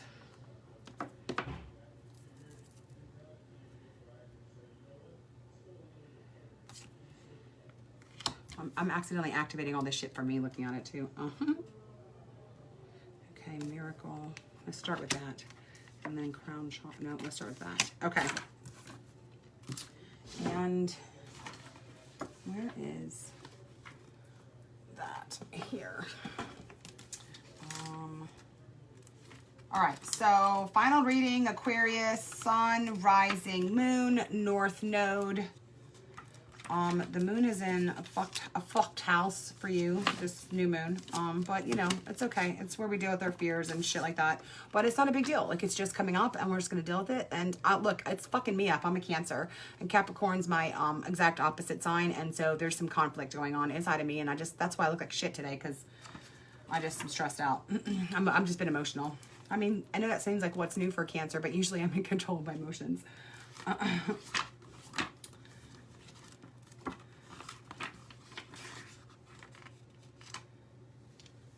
One, 4 of Wands, and then we've got the 8 of Pentacles. So as far, and then for your activation cards, I'm not going to show them just yet, but you've got Crown Chakra, Miracle, Perception, and Synergy. So it's like stuff is changing and we're having to change perspectives. And if I remember correctly, some of the words that I got for you, did I even give them to you already? I did. How we're taking down the wall around us kind of brick by brick. And when we're dealing with lower and middle back, that's usually old stuff, like old emotional stuff, okay? With the root and solar plexus, that's healing. It's got to be done there. It requires a change of perception and some synergy. Okay, so so far as intentions go, this is the Ace of Cups. This one in this perspective is going to be about self-love. This crow is bringing here a pentacle, like meeting, you know, pentacles are about meeting our needs, you know, through financial needs, emotional needs. I mean, not emotionally so much as like our safety and security. I'm sorry, that's what I meant to get to. So this is about, you know, not all decks have a pentacle in their Ace of Cups. This one does. So as far as setting intentions for the month, this is about self-care, making yourself a priority and focusing on meeting your own needs, okay? So I meet all of my own needs. I make myself a priority. Those are the kind of, you want to write your intentions like an affirmation. And then what that looks like, you kind of bullet out the actions underneath, okay?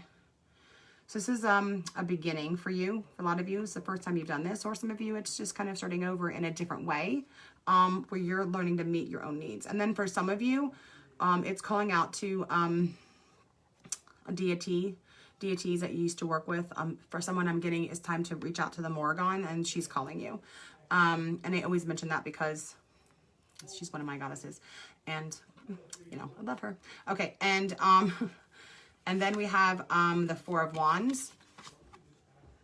And so wands are about action, and they are tied to the solar plexus. And we talked about that being one of the issues. And so in regular decks, it's tied to like family and generations and celebrations and victory. After like kind of like going out. So in the 3 of Wands, you're going out and you're venturing out on these new ideas, like in business or whatever. You're taking risks and you're going out and you're trying something new. And then 4 of Wands is about, you know, celebrating. It's a little different in this deck, so that does change the meaning here. So if you notice here, there's a troll under this bridge. So this is about overcoming some fear. This is about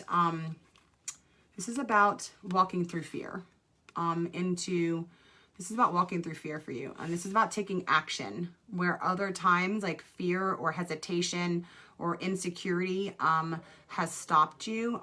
It's also for some of you about finding out what your like life's purpose is. I mean, and where you're supposed to go, because this is about taking action. And this is about the solar plexus. And the solar plexus not only has to do with like, I know who I am, but it also has to do with like, I know my life's purpose. My son has tics. So that screaming in the background is some of his verbal tics that he gets. I should have mentioned that earlier. So an affirmation here, it could be like, you know, I know my life's purpose. I know who I am, and I am not afraid to discover my life's purpose or to walk in my true, authentic self.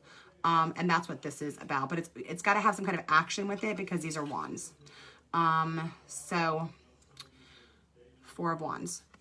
Then you've got the 8 of Pentacles. And so the 8 of Pentacles is about learning a new skill, learning a new craft, apprenticing. So that, you know, might be for some of you who are, you know, actually going into something new. Like, you know what I'm talking about. You already know, like, you know that you're supposed to take this leap of faith and go forward in this new career or this new line of study. I mean, that's what this is about too, is learning about something new. So making time to learn about something new, to become more skilled in whatever it is that you are interested in or doing. But there's also a little bit of a more meaning here. Some of you Aquariuses are practice the craft and you haven't in a while, and it's like, or you're new to it, and this is an encouragement to keep moving forward in the craft. My gosh, he's going, like, I don't know what he's doing out there. This has been a way long video. He's been actually pretty good. But he keeps turning the TV up so loud. I want to do like my normal Italian mom thing and yell at him to turn the effing TV down.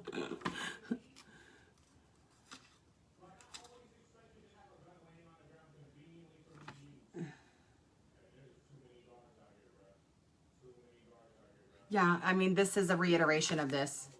Is finding the right work. It says time evaporates when what you're doing is what you love. So this is really about finding out where your life's purpose is, finding the right job fit for you, making sure that you're like fulfilling your, I mean, because when we are doing what we love, like time literally does fly. And this is about showing off your accomplishments and being proud of the work that you've done. I think this is about,